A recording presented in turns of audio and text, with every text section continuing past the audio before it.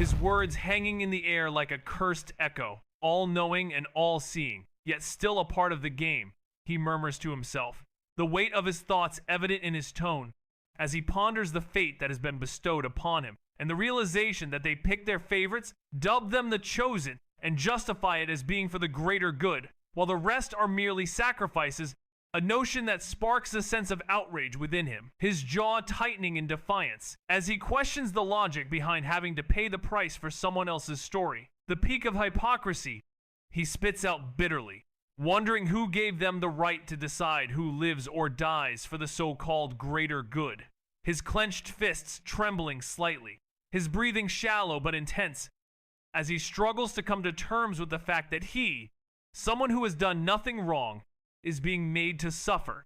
And so, he turns inward, calming himself, and poses the question that has been gnawing at his soul, his gaze turning skyward, fists still trembling, as he asks the system if it is possible to kill a god, and the response is affirmative, with the system stating that, as some novels have stated, many gods have perished, although the causes remain unclear. Even mortals have, at times, managed to wound the divine. He stands tall, his words hanging in the air like a cursed echo, all-knowing and all-seeing, yet still a part of the game, he murmurs to himself, the weight of his thoughts evident in his tone as he ponders the fate that has been bestowed upon him, and the realization that they pick their favorites, dub them the chosen, and justify it as being for the greater good, while the rest are merely sacrifices, a notion that sparks a sense of outrage within him, his jaw tightening in defiance, as he questions the logic behind having to pay the price for someone else's story.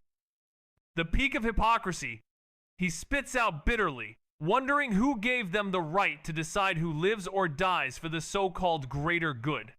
His clenched fists trembling slightly, his breathing shallow but intense, as he struggles to come to terms with the fact that he, someone who has done nothing wrong, is being made to suffer. And so, he turns inward, calming himself, and poses the question that has been gnawing at his soul, his gaze turning skyward, fists still trembling, as he asks the system if it is possible to kill a god, and the response is affirmative, with the system stating that, as some novels have stated, many gods have perished, although the causes remain unclear. Even mortals have, at times, managed to wound the divine. They might even surpass gods entirely, a possibility that seemed to spark a sense of determination in Raziel, who then murmured to himself about a path, his eyes fixed on his hands, which were still trembling from the earlier confrontation, but now the tremble was infused with a sense of resolve, as if he had made a decision, and with a firm tone, he declared that he would walk this path, acknowledging the risks and challenges that lay ahead. For before one could worry about others, they should first assess their own strength, considering that the slower one's growth, the higher the chances of death, a harsh reality that Raziel was well aware of, knowing that he needed to finish the trial first and then proceed to face the next villain, his eyes narrowing as he spoke, before checking the system time to see how much time he had left, which was 1 hour and 40 minutes, a deadline that didn't seem to faze Raziel, who remained calm, knowing that panic would be premature, and instead, he seemed to be focused on the task at hand, the impossibility of which didn't seem to deter him. He muttered under his breath. Collecting 1,000 elemental cores in the short time they were given was utterly absurd, a notion that didn't require genius-level intellect to comprehend, as anyone with common sense would understand the sheer impossibility of it. Considering the standard trial to get admitted into the strongest academy only required 100 cores, a demanding task in itself, but for those who aim for the royal classroom, the most elite and prestigious among all, the requirement jumped to 1,000 monsters, and the total time allowed for the trial was a mere 9 hours. A challenge that would push even the so-called strongest geniuses who were expected to dominate the trial to their absolute limits. While for most participants, success meant just barely collecting 100 cores, with many not even making it that far, and some might lose their lives trying, a stark reminder of how nightmarishly difficult it was to enter the academy, let alone aim for its peak. Raziel narrowed his eyes, doing the math in his head, Even if someone could kill a monster in 1 minute, they'd still need 1,000 minutes, over 16 hours, and they only got 9. He scoffed quietly, the corner of his lips twitching bitterly. The difference was staggering. To reach 1,000 inches this time frame, you'd have to kill 2 monsters every single minute, without pause, without rest. And it's not like the monsters were just lined up neatly, waiting to be slaughtered. No, the reality was far more daunting. In a seemingly impossible trial, one had to first find their targets, track them down, engage in combat, and waste precious time searching between each kill, all while hoping that nothing unexpected would happen. And it was clear that this challenge was designed to be extremely difficult, if not impossible, to overcome. And those who questioned why it was made so hard were missing the point, as the Academy was well aware that no one could accomplish this alone. And to gain entry into the elite classroom, one would need assistance from others to hunt on their behalf, gather cores, and hand them over. But the question remained, who would willingly give up their hard-earned cores? And the answer was clear. No ordinary person would, regardless of their strength. So the Academy's motivations for creating such a system were rooted in their expectation that only the wealthy and powerful would be able to reach that level. Individuals with status, influence, and an entourage of servants or followers. And by doing so, they intentionally made the system unfair, but cleverly disguised it behind a neutral challenge, revealing the true nature of the Academy's intentions. It was a cleverly disguised ploy, politics wrapped in the cloak of merit, where the system was rigged to favor the nobles, allowing them to kill 2 birds with 1 stone, pretending that everything was fair and equal while ensuring that only those with wealth or influential backing made it to the top. And even getting into the trial was a daunting task, reserved for a select few, making it nearly impossible to convince others to help you and give up their own shot at the Academy, which was exactly what the Academy wanted, as it was never just about talent alone. They only cared about you if you were special. A fact that Raziel knew all too well. Having intimate knowledge of the Academy's inner workings and the truth behind its gleaming facade. But getting in through fair and straightforward means, based solely on talent, was impossible. So what was left? Bribery, which was not an option for someone with no money or power and status, which he also lacked. In fact, he was hated, looked down upon, and alone, with no one willing to help him or form an alliance with him. In a captivating scene, a figure closed his eyes briefly, then exhaled, before touching his nose as if grounding himself. And a quiet, dark whisper escaped his lips as he uttered, "Guess I have to play dirty," setting the tone for a profound and mysterious sequence of events, which shifted to a distant and serene landscape, far away from the chaos, where a figure emerged, silently and unassumingly, as if born from the air itself, known only as Riven, who appeared without any dramatic fanfare, such as a flash of light or divine presence, but instead was characterized by an aura of silence and stillness, as if the world itself recognized him and dared not disturb him, and he stood there, alone, with a calm posture, his hands behind his back, gazing up at the sky with quiet contemplation, his eyes reflecting endless wisdom, and a gentle, kind, and eternally patient smile gracing his lips before a voice suddenly resonated, not echoing like normal sound, but rather resonating as if the sky, the earth, the grass, the wind, and the very fabric of the world all spoke at once, a sound that was only audible to him, sacred, distant, and omniscient. You Ely letting him go, Lord Riven, the voice asked, its tone carrying the weight of divine judgment, calm, all-knowing, and deeply respectful, to which Riven's smile didn't falter as he applied gently, still looking skyward, as if speaking not to the voice, but to something far, beyond even it, his tone soft, fiendly, as if answering an old fiend, with no hint of irritation or consent, saying, "Why should I not?" And the voice continued, its tone still seen, but laid with caution and tension he can incarnate back in time. You said it yourself. He might become a theat to the cosmic balance. A being like that should not be allowed to live. But Riven's eyes didn't blink. His voice remained steady, light, unbothed, as he said. It goes against the yules of Ebeth and the cycle of death. Such things shouldn't happen. How can someone die and yet continue living? Not once, but many times over. The voice was not angry. It was respectful, still carrying the weight of divine judgment, calm and all-knowing, deeply respectful, as it questioned Riven's decision to let him go, with a tone that was cautious and tense, but also softly spoken, and deeply respectful, as if seeking to understand, rather than to condemn.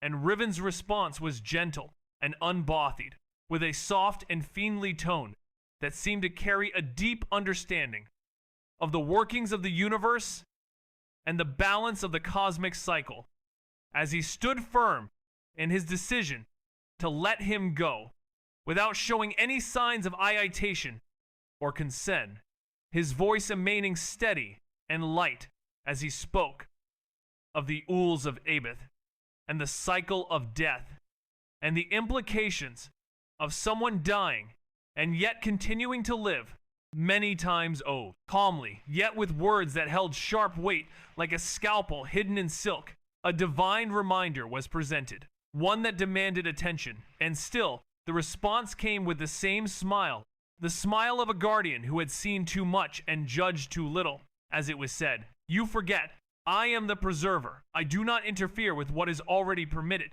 If the cycles of death, time, and reincarnation allowed it, then it is not our place to defy them. It is not our will that shapes the universe, but the universe that wills what it allows. But then, a voice replied after a pause, still deferential but edged with urgency. With abilities like his, it will one day conflict with your role, whether you wish it or not. He was given a great purpose, a fate far larger than himself. If he continues to reincarnate, change the past, rewrite paths, it will inevitably alter the future written for him, perhaps even break it. And then, a number was mentioned. As the conversation unfolded with a sense of gravity and importance, the weight of the words hanging in the air like a challenge or a prophecy, waiting to be fulfilled, as the guardian's smile seemed to hide a deeper understanding of the universe and its workings, and the voice's urgency seemed to hint at a looming conflict, one that would require great wisdom and power to navigate, and the question of whether the universe's will would be upheld, or if the actions of this individual would forge a new path, remained uncertain, leaving only the calm yet profound words to ponder, and the uncertainty of what was to come, like a shadow on the horizon, waiting to unfold. A revelation unfolded as the staggering number of 9,314 echoed through the air, leaving a lasting impact, much like thunder piercing through the stillness of quiet skies.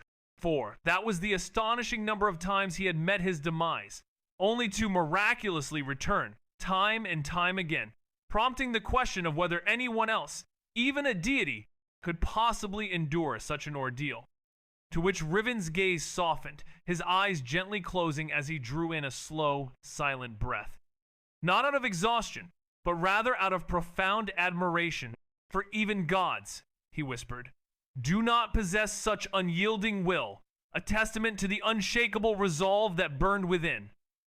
A fire that Riven had personally witnessed in his eyes, a flame that fueled his unwavering determination to survive, to defy the fate that had been imposed upon him. And as Riven's lips curled into a faint, enigmatic smile, it was as if he was reliving a memory that was both beautiful and tragic, a poignant reminder of the unbreakable spirit that had endured against all odds, a true marvel that inspired awe and reverence. In a captivating scene, a figure closed his eyes briefly, then exhaled, before touching his nose as if grounding himself. And a quiet, dark whisper escaped his lips as he uttered, "Guess I have to play dirty," setting the tone for a profound and mysterious sequence of events, which shifted to a distant and serene landscape, far away from the chaos, where a figure emerged, silently and unassumingly, as if born from the air itself, known only as Riven, who appeared without any dramatic fanfare, such as a flash of light or divine presence, but instead was characterized by an aura of silence and stillness, as if the world itself recognized him and dared not disturb him.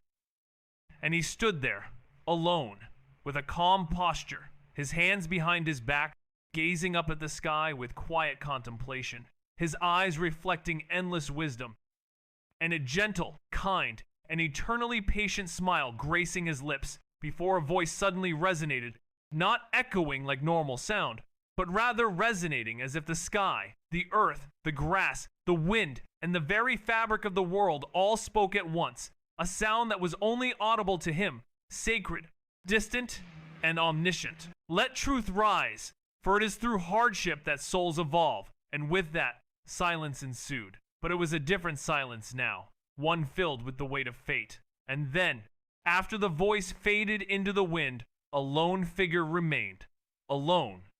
The forest was still, the sky vast above, the ground silent below. Yet he stood there with that same gentle smile, one that spoke of knowing far too much. He wasn't smiling at anyone, just to the silence. His end is inevitable, after all. And then a voice echoed in his mind. What are you planning? The system's voice was laced with mechanical curiosity, and he just smiled, rubbing his chin as if lost in deep contemplation. His eyes narrowed, mind stretching far into the possibilities. Of course, I'm thinking of using my second cheat. The system's voice responded with surprise. Second cheat? I was never aware you had two systems. But he replied calmly, still focused on his thoughts, half speaking and half drifting through his plans, who said only a system can be considered a cheat. His words were laced with a calmness that belied the complexity of his thoughts, and he continued to stand there, lost in his own little world. The silence around him, a stark contrast to the turmoil that was brewing in his mind, and the system's voice was still echoing in his mind, trying to make sense of the host's plans. But he just smiled, his eyes glinting with a knowing light, his smile speaking of secrets and possibilities that only he could see. His tone was nonchalant, but his mind was working like a well-oiled machine. As the system fell into silence, waiting, with him possessing the knowledge of the world's future progression, which he acknowledged was a cheat, a very powerful one if used correctly, allowing someone to twist the plot to their advantage. But he was also aware of the risk, understanding that changing the future meant changing the very advantage he relied on, and if he altered too much, the events he remembered might no longer happen as expected, causing his foresight, his edge, to vanish. But on the other hand, if he did nothing, staying passive and letting events play out, he would simply be reacting, running, hiding, never capitalizing on the real potential of his knowledge, making it a gamble either way, where he had to choose between staying safe and gaining nothing, or risking it all and maybe, just maybe, reaping unimaginable rewards. The system's synthetic voice was laced with a tone of eager curiosity as it finally broke the silence, asking what the plan was. And in response, Raziel let out a faint chuckle before saying that he was just thinking about using a little bit of that future knowledge, flashing a faint grin as he adjusted his collar with practiced elegance. His posture relaxed, but only a fool would mistake that for weakness, as he had already seen the entire sequence unfold in his mind. And the plan was a dangerous one, possibly irreversible, but deliciously enticing, and he thoughtfully added that it might disturb some of their future paths, but he was willing to see it through, acknowledging that it was a risky move, and he wasn't even sure it would be worth the loss. The system inquired, its tone now more serious, if a particular action would help achieve a desired outcome, to which Raziel responded with a scoff, brushing imaginary dust off his shoulders as if preparing for a portrait, and said with a smirk that if passing was all he wanted, he already had hundreds of ways to do so. But his voice dropped to a whisper laced with venomous ambition as he revealed he was looking for profit, leverage, a way to squeeze the most out of the opportunity, and if he was going to burn pieces of the plot, he would make sure the fire lights a path to something big. Pausing as a distant glint appeared in his eyes. Not hope, but certainty. Certainty wrapped in chaos. And he rarely uses knowledge of future events because once the timeline bends, it never bends back. Prompting the system to express intrigue, asking about his plan, admitting that it couldn't calculate any logical way for him to achieve his goal at the moment. and noting that the only realistic option seemed to be hunting other students. His tone was nonchalant, but his mind was working like a well-oiled machine. As the system fell into silence, waiting, with him possessing the knowledge of the world's future progression, which he acknowledged was a cheat, a very powerful one if used correctly, allowing someone to twist the plot to their advantage. But he was also aware of the risk, understanding that changing the future meant changing the very advantage he relied on. And if he altered too much, the events he remembered might no longer happen as expected, causing his foresight, his edge, to vanish. But on the other hand, if he did nothing, staying passive and letting events play out, he would simply be reacting, running, hiding, never capitalizing on the real potential of his knowledge, making it a gamble either way, where he had to choose between staying safe and gaining nothing or risking it all and maybe, just maybe, reaping unimaginable rewards. The system warned that a certain personality should be approached with caution, stating that it's just bad luck to have directly teleported to that location where the world hates them, which prompted Raziel's grin to widen as he repeated with a sense of theatrical wonder. Gaviat of Forgotten Stone, a cursed place that was abandoned by the natives in an early plot, but also a place where a certain item lies. And after a pause, the system echoed the mention of the item, its tone shifting from casual to alarm, as it seemed to be acknowledging the significance and potential danger of the item in question.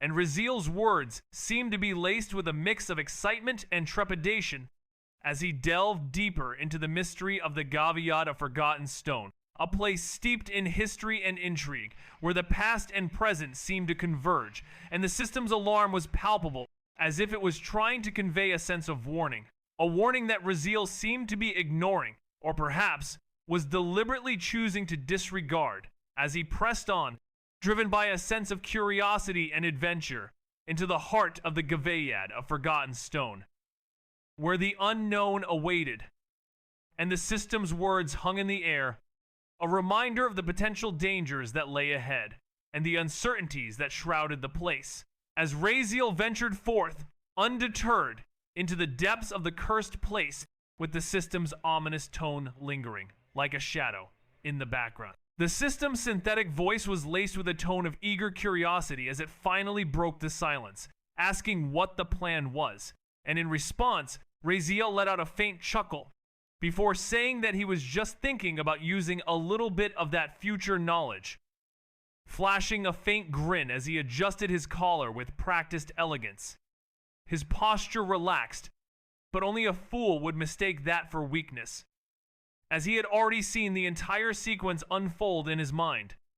And the plan was a dangerous one, possibly irreversible, but deliciously enticing, and he thoughtfully added that it might disturb some of their future paths, but he was willing to see it through, acknowledging that it was a risky move, and he wasn't even sure it would be worth the loss. In a shocking turn of events, a character's intentions were called into question, with someone asking what their interest was in a particular item, pointing out that it wasn't meant for them to begin with, to which they retorted that they didn't necessarily need to use the item to profit from it, their gaze sharpening like a blade under moonlight, causing the system to stutter in code, and prompting a sense of urgency as they declared that time was of the essence, with little to spare, before bending down to pick up a palm-sized stone, which, despite being just an ordinary rock, weathered and cracked, felt heavier than its mass, leaving the system confused, and when asked for clarification,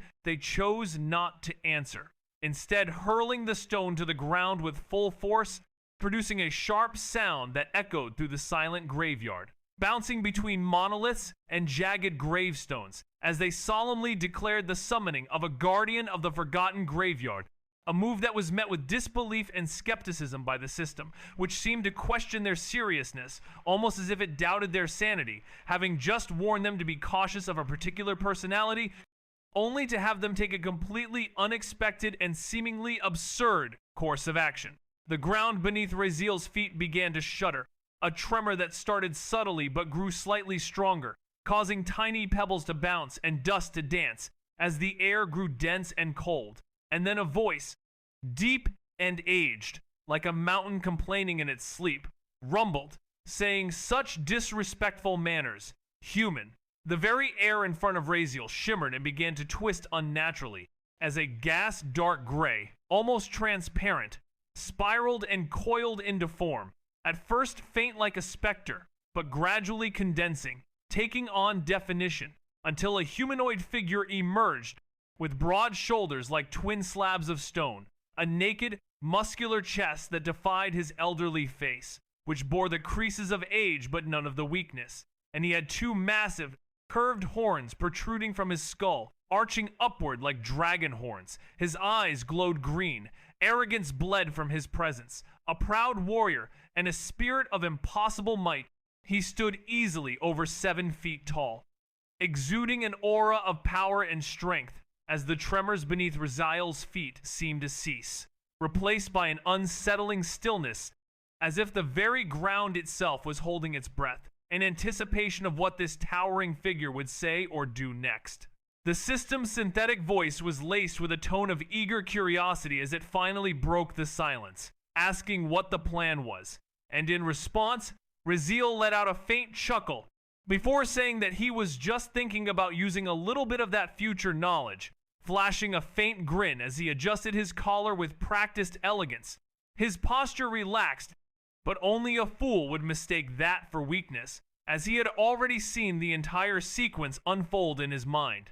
And the plan was a dangerous one, possibly irreversible, but deliciously enticing, and he thoughtfully added that it might disturb some of their future paths. But he was willing to see it through, acknowledging that it was a risky move, and he wasn't even sure it would be worth the loss. Kayendo leaned forward, his gaze blazing with disdain as he demanded to know if he was being mocked, his tone turning dark and cold, clearly bothered by something beyond just the disrespect of being summoned, and it was evident that the fact that Raziel knew his name had unnerved him. But Raziel didn't flinch outwardly, although his fingers trembled and his breathing hitched for a split second as immense, suffocating pressure leaked from the spectral being, pressing down on Raziel like a mountain on his shoulders, a feeling he hated and despised with every fiber of his soul.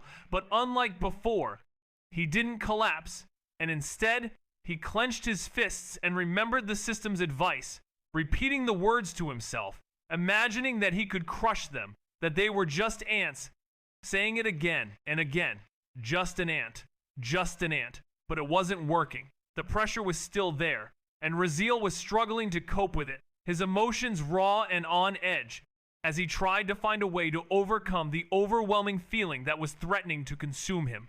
His determination and resolve being tested by the crushing weight of Kayendo's presence, and the fact that he knew his name, which seemed to be the root of the problem, and Raziel's inability to shake off the feeling of being suffocated by the pressure was making it difficult for him to think clearly and come up with a plan to deal with the situation, as he was trapped in a cycle of fear and anxiety, with no apparent escape, and the only thing that was keeping him going was the repetition of the words, just an ant, which was a fragile thread of hope that he was clinging to, in the hopes that it would somehow help him to find a way out of the desperate situation he found himself in.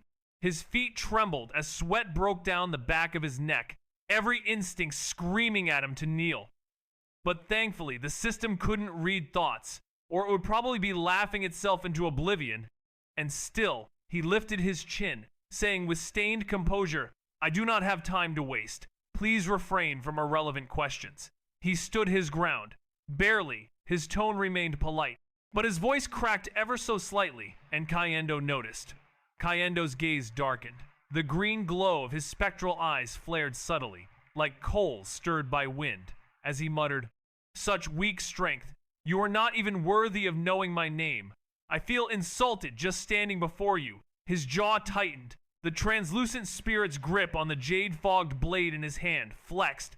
One twitch. As he spoke with a voice dipped in scorn, the air was thick with tension, his words were laced with disdain, and the slight crack in his voice was the only betrayal of his otherwise composed demeanor, but it was enough for Kayendo to sense the weakness, and his response was laced with mockery and contempt. The green glow of his eyes seemed to burn with an inner fire as he stood there, his gaze piercing, his voice low and menacing.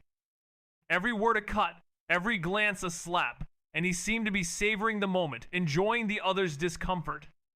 His grip on the blade tightened, ever so slightly, a subtle movement, but one that spoke volumes, as the two stood there, locked in a silent struggle, the air thick with unspoken threats and unresolved tension. The moment hung suspended, like a challenge or a promise, waiting to be fulfilled, and the outcome was far from certain, as the two enemies stood there, frozen in a tableau of hostility, their eyes locked, their hearts racing, their souls on fire, with a fierce and burning intensity that seemed to consume them both, and the only sound was the soft cracking of his voice and the gentle hum of tension that filled the air, like a challenge or a promise waiting to be fulfilled. His existence was oppressive, a silent verdict, a judgment of everything weak that dared to share the same plane. And this was what true power felt like, Raziel thought, a cold trail of sweat sliding down his spine like a whisper of death. Unlike the system space, this world didn't offer even a fraction of the overwhelming aura he had felt there. Yet the knowledge that this was reality, where death was absolute, made it all the more terrifying. And of course, this power was far more than enough to crush his meager strength, so it wasn't a big surprise he was feeling like this. Still, he didn't step back. His lips curled slightly, forcing a grin that almost passed as natural. "Of course I know," he said coolly, Kaiendo. His voice didn't tremble, but his heart did. His instinct screamed to run, to kneel, to do anything but stand there and mock a legend to his face. The system's synthetic voice was laced with a tone of eager curiosity as it finally broke the silence, asking what the plan was. And in response, Raziel let out a faint chuckle before saying that he was just thinking about using a little bit of that future knowledge, flashing a faint grin as he adjusted his collar with practiced elegance. His posture relaxed, but only a fool would mistake that for weakness, as he had already seen the entire sequence unfold in his mind. And the plan was a dangerous one, possibly irreversible, but deliciously enticing, and he thoughtfully added that it might disturb some of their future paths.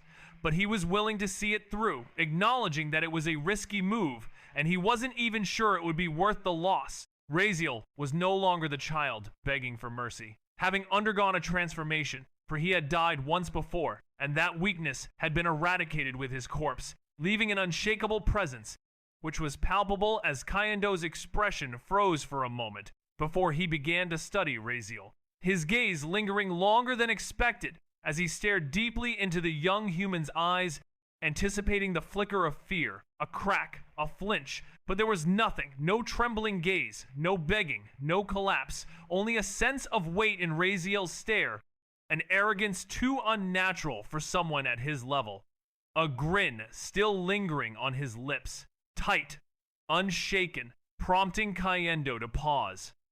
Before his eyes narrowed in a different way, like a judge reconsidering the sentence, and for several long, choking seconds, Kaiendo said nothing.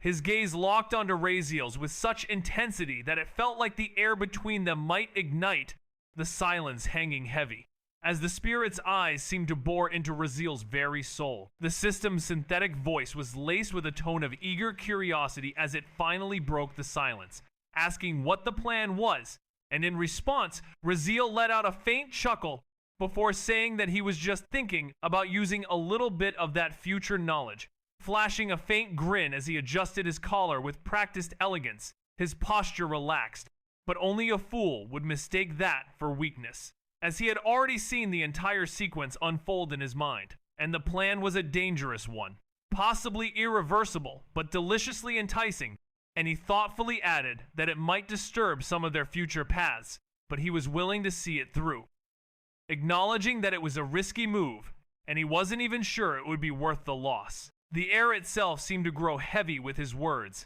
dense and suffocating, as the weight of his presence bore down. But Raziel didn't flinch, keeping his posture straight, barely, despite the crushing weight, and he said, "I don't think you can kill me, not without first knowing if I'm worthy enough, right?" At which the spirit's eyes narrowed, a flicker of something ancient stirring in their depths, and the spirit thought, "This human, he knows about that thing too." And Kayendo's gaze sharpened as he asked, "How do you know about that?" A sudden chill slipping into his voice, wrapping the space like ice creeping across skin, as he looked down at Raziel, not with anger, but with something far more dangerous, suspicion, and he was perplexed, because that information wasn't supposed to be known, not by anyone. No one who had ever touched the secret of this graveyard had walked out alive. That was the rule, to preserve the sanctity of what lay buried beneath. So how had the word escaped? Did someone find out? If so, that would be a problem.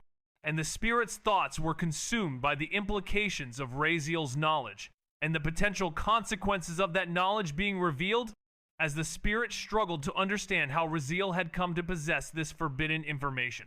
Kayendo remained still, his proud and dignified expression unchanged, but inside, thoughts churned, as he finally spoke in a quiet yet steel-edged voice, telling the human that they were very wrong, and warning them not to delude themselves into thinking that he was bound by rules that spared their life. For as a guardian, he possessed the authority to judge a person's worth even before the trial of worthiness began, and with a slow exhale and a shake of his head in disappointment, he declared that he had judged the human and found them not worthy.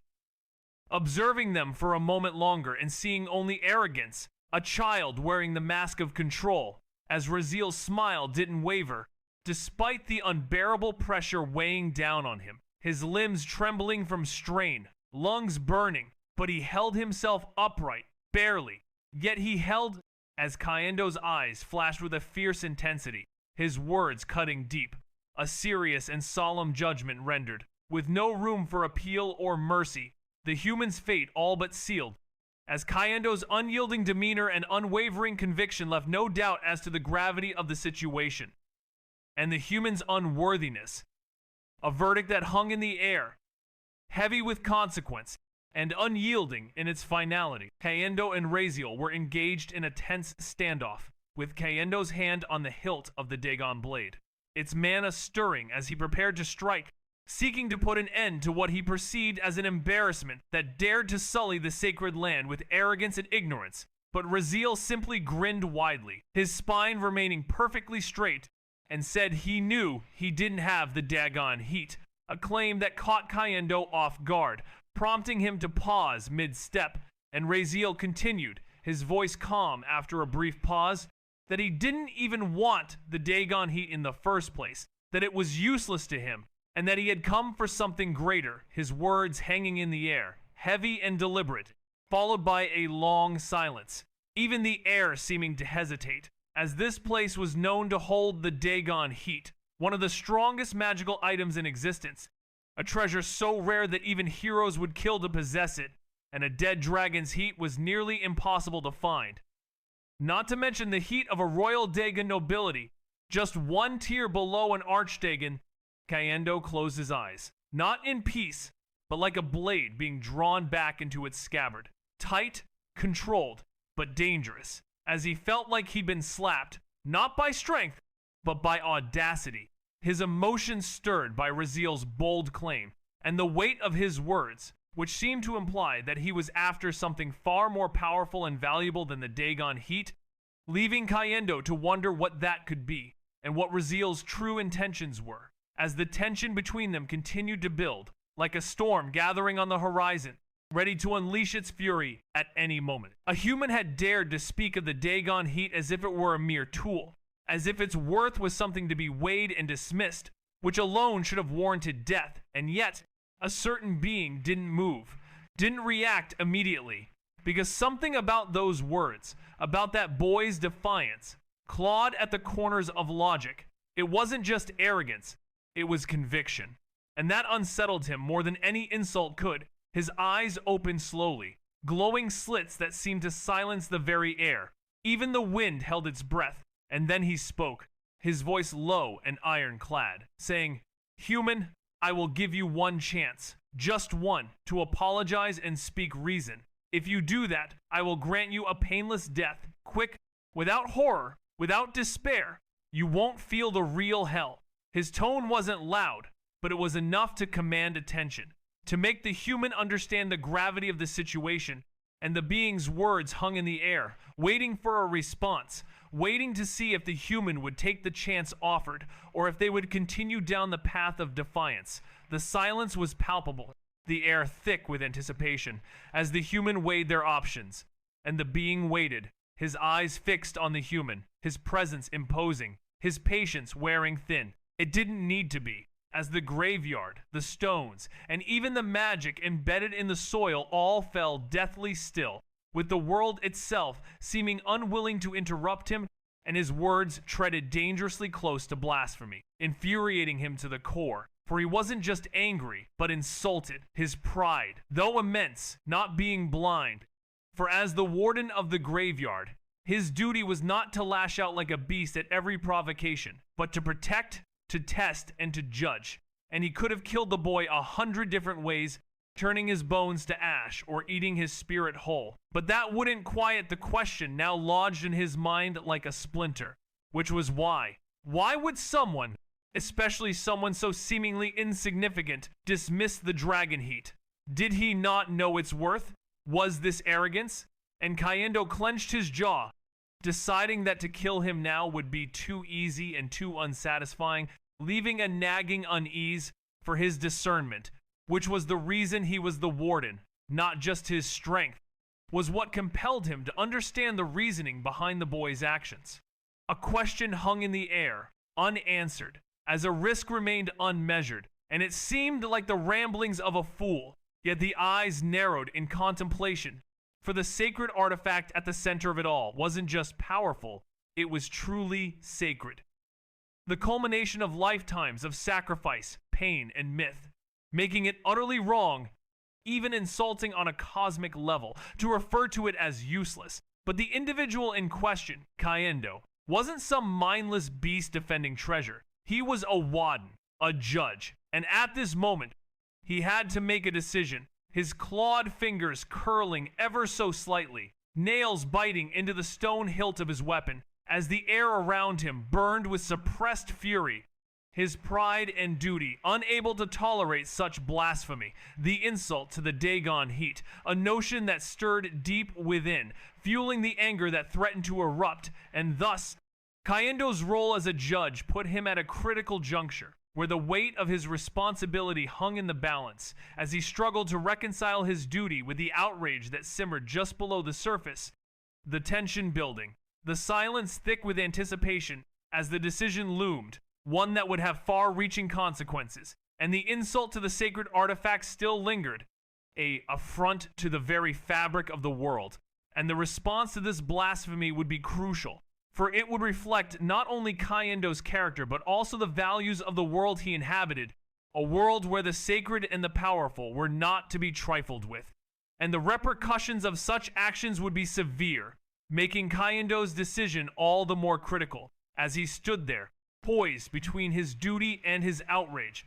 the outcome hanging precariously in the balance. In a dramatic turn of events, a bold statement was made, essentially mocking the entire legacy of the Draconic Ace, a notion that did not sit well with its eternal guardian, who must uphold the dignity of this esteemed position, being the chosen guardian of the Dagon heat, selected by the flames of fate themselves, and the very idea that someone would dare call it useless was deemed unforgivable, prompting a stern response, with the only suitable reaction, in his eyes, being to make the offender kneel, face pressed into the ground, begging for mercy with bloodied lips before ending their own life as penance. The only way to still the fury that burned within, as his hand instinctively twitched on the hilt of the Dagon blade, already envisioning it cleaving the boy in half. But then the human spoke again, this time with a tone that was no longer mocking, but rather measured and intentional, with a hint of respect, as he clarified that he did not mean to insult the Dagon heat or the dignity of the guardian's duty.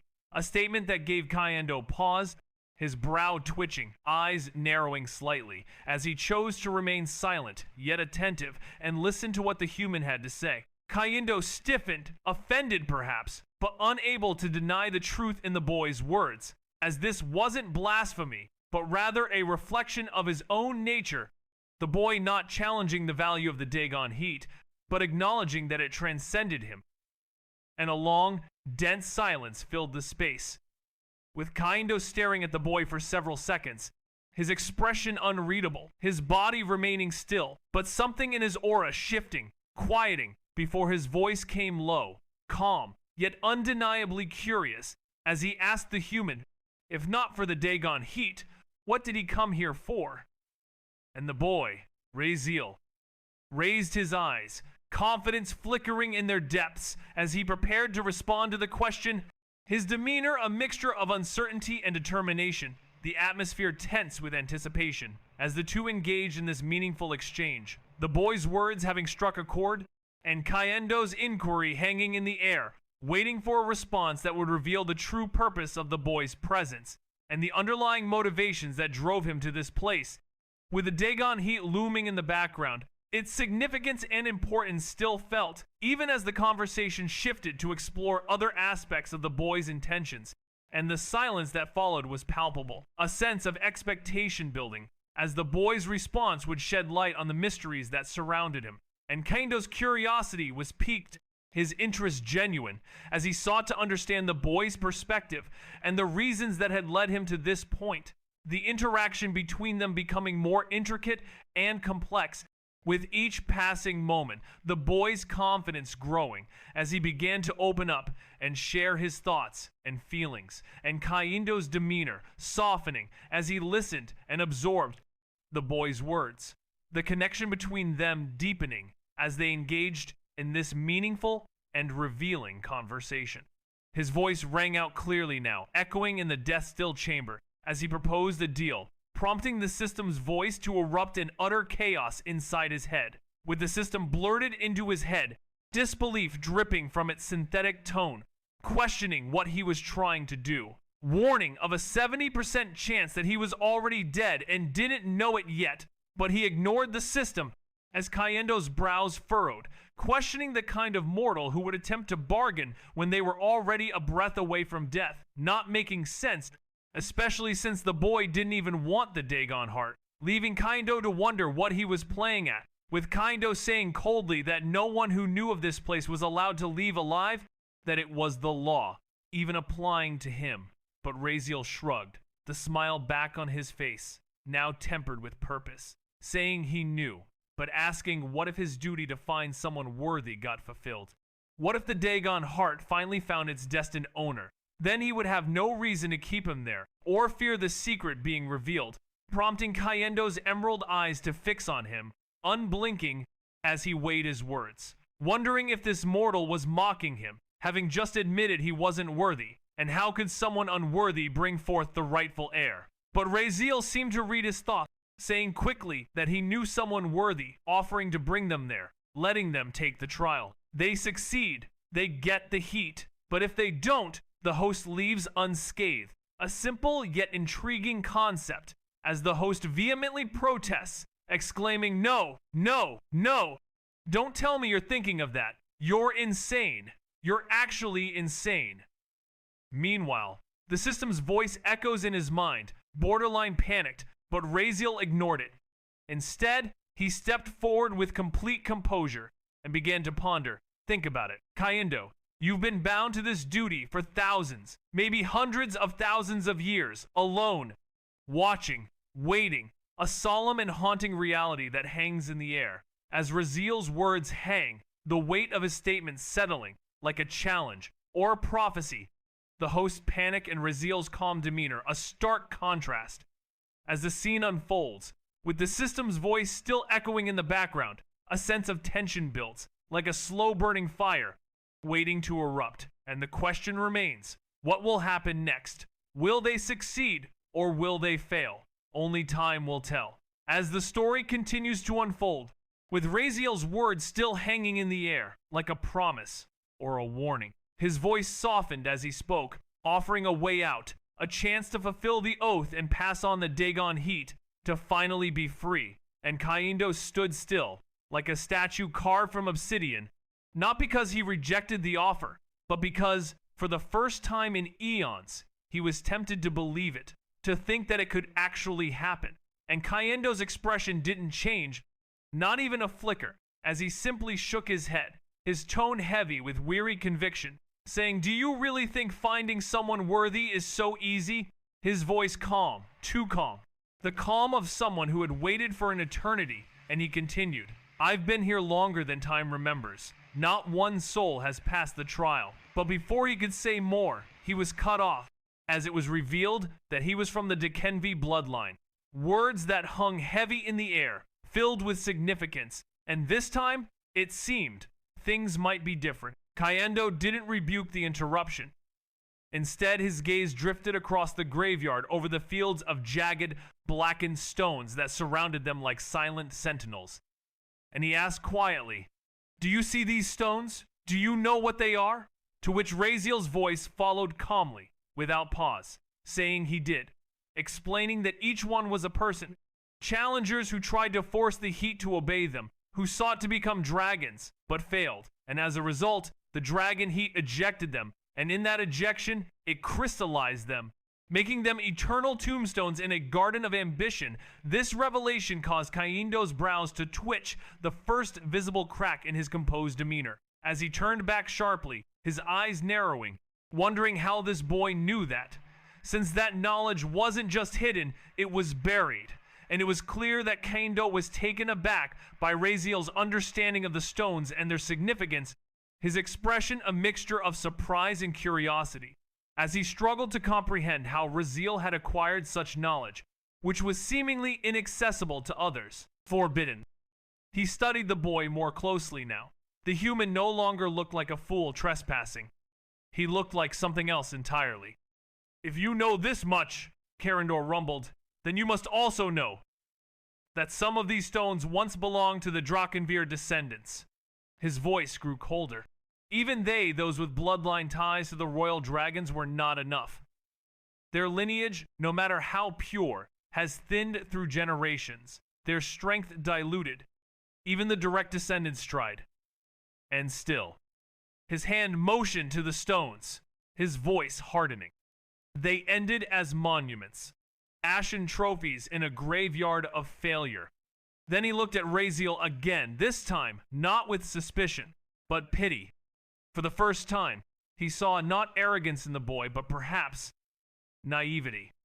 Had this boy really come all this way, gambling his life, thinking that he can make whatever deal with is based on this assumption? But Raziel noticed the change in Kyrendor's eyes, that flicker of doubt, and he chuckled low and slow. Then, without breaking eye contact, he dropped the real spark. What if that person also carries the bloodline of the sun god? Time stopped. Kyrendor, who had already begun to prepare himself to end this foolishness, froze mid-thought. His eyes widened for the first time in centuries, even in spirit form. Goosebumps raced across his incorporeal body. The very concept clawed at his ancient mind like a forbidden echo. "What did you say?" His voice was no longer calm. It trembled. Raziel didn't answer right away. Instead, he stepped forward slowly, his hands behind his back like a noble addressing a general. "I came to make a deal, Kyrendor." His words now carried an air of absolute control. "I'll bring the one who holds both lineages." Kyrendor stared at the boy, eyes sharp, scanning his face like trying to see through flesh into soul. Was he lying? Was this some mad bluff from a dying fool? Or could it be true? Could this boy actually hold the key to ending his eternal suffering, this unending guardianship that had turned centuries into torture? Kyrendor remained still for several seconds. The silence between them was dense, heavy with unspoken weight. Then finally, he spoke. "What do you want?" His voice was no longer cold. It was quiet. Serious. At those words, Raziel's smirk returned, not smug, not mocking, but victorious. He didn't speak his answer aloud. "Victory," he whispered in his mind. Chapter 25. "I want 4 things from you." Raziel's voice broke the heavy silence, calm and precise. He lifted a single finger. "First, a pocket secret realm bound to this graveyard by a teleportation circle. I'll tell you how to customize it later." Kyrendor didn't even blink. He simply raised his hand and snapped his fingers. A tiny orb, no larger than a marble but pulsing with ancient magic, materialized in his palm. A faint hum vibrated through the air around it, a compressed realm, etched with dimensional runes and locked with teleportation coordinates. He tossed it toward Raziel. Easy. Raziel caught it without a word. Second, he continued, a stone tablet. I'll give you the inscription later. You just need to create it. Karendor gave a slow nod. Still manageable. Still insignificant compared to what this boy claimed he'd bring. Third, Raziel said, narrowing his eyes. Teleport me to the northern region of this trial land. At this, Karendor's face darkened for the first time. A low frown etched across his features. His fingers twitched faintly, a subtle expression of rising caution. No, he said flatly. You're pushing now. The moment those words left Karendor's mouth, the atmosphere sharpened, like the sky holding its breath before a storm. I should have known, he muttered. These requests were too easy, too meaningless. Almost like distractions. His eyes turned to slits, emerald irises glowing faintly. You're trying to escape, aren't you? There was no rage in his voice, only ancient disappointment. You know the rules. No one leaves this place alive after uncovering its secret, not unless they're chosen. Are you trying to lie to me, boy? Raziel didn't flinch. I'm not running, he replied, his tone calm but firm. I have to leave, to bring him here. He took a step forward, even as his legs threatened to shake under the weight of Karendor's aura. Give me just half an hour, that's all I ask. You want someone worthy, don't you? Then let me bring him. Karendor scoffed. If I could leave, I'd have fetched them myself. He crossed his arms, eyes narrowing with suspicion. Why should I trust you? You don't have to. Raziel's response was sharp. He held Karendor's gaze without faltering. Then, slowly, he raised his hand. Let's form a blood-spirit contract. Karendor's expression flickered, suspicion shifting into mild surprise. You'd bind yourself to a soul contract just to prove this? 1 hour, Raziel said, breath steady but low. If I don't return with the one I promised, or if the dragon heart rejects him, I'll forfeit my life. Karendor's eyes gleamed faintly, ancient knowledge calculating possibilities. Raziel continued, in exchange, you fulfill all 4 of my wishes, and during the contract's hour duration, neither of us may harm the other. Even the wind dared not move. Host, the system's voice echoed inside his mind, hesitant. I don't even know what to say anymore. This is beyond insane. Karendor remained still, the ancient wheels in his mind turning. This child knew far too much, too many buried truths. Yet, what if he was right? What if the boy truly could bring the one he spoke of? What if, after all these eons, the wait could finally end? After a long pause, Karendor exhaled slowly. I'll allow the contract. Raziel grinned, victory flashing in his eyes. He raised his hand, ready to draw blood. Wait. Karendor's voice stopped him cold. Tell me your 4th wish first.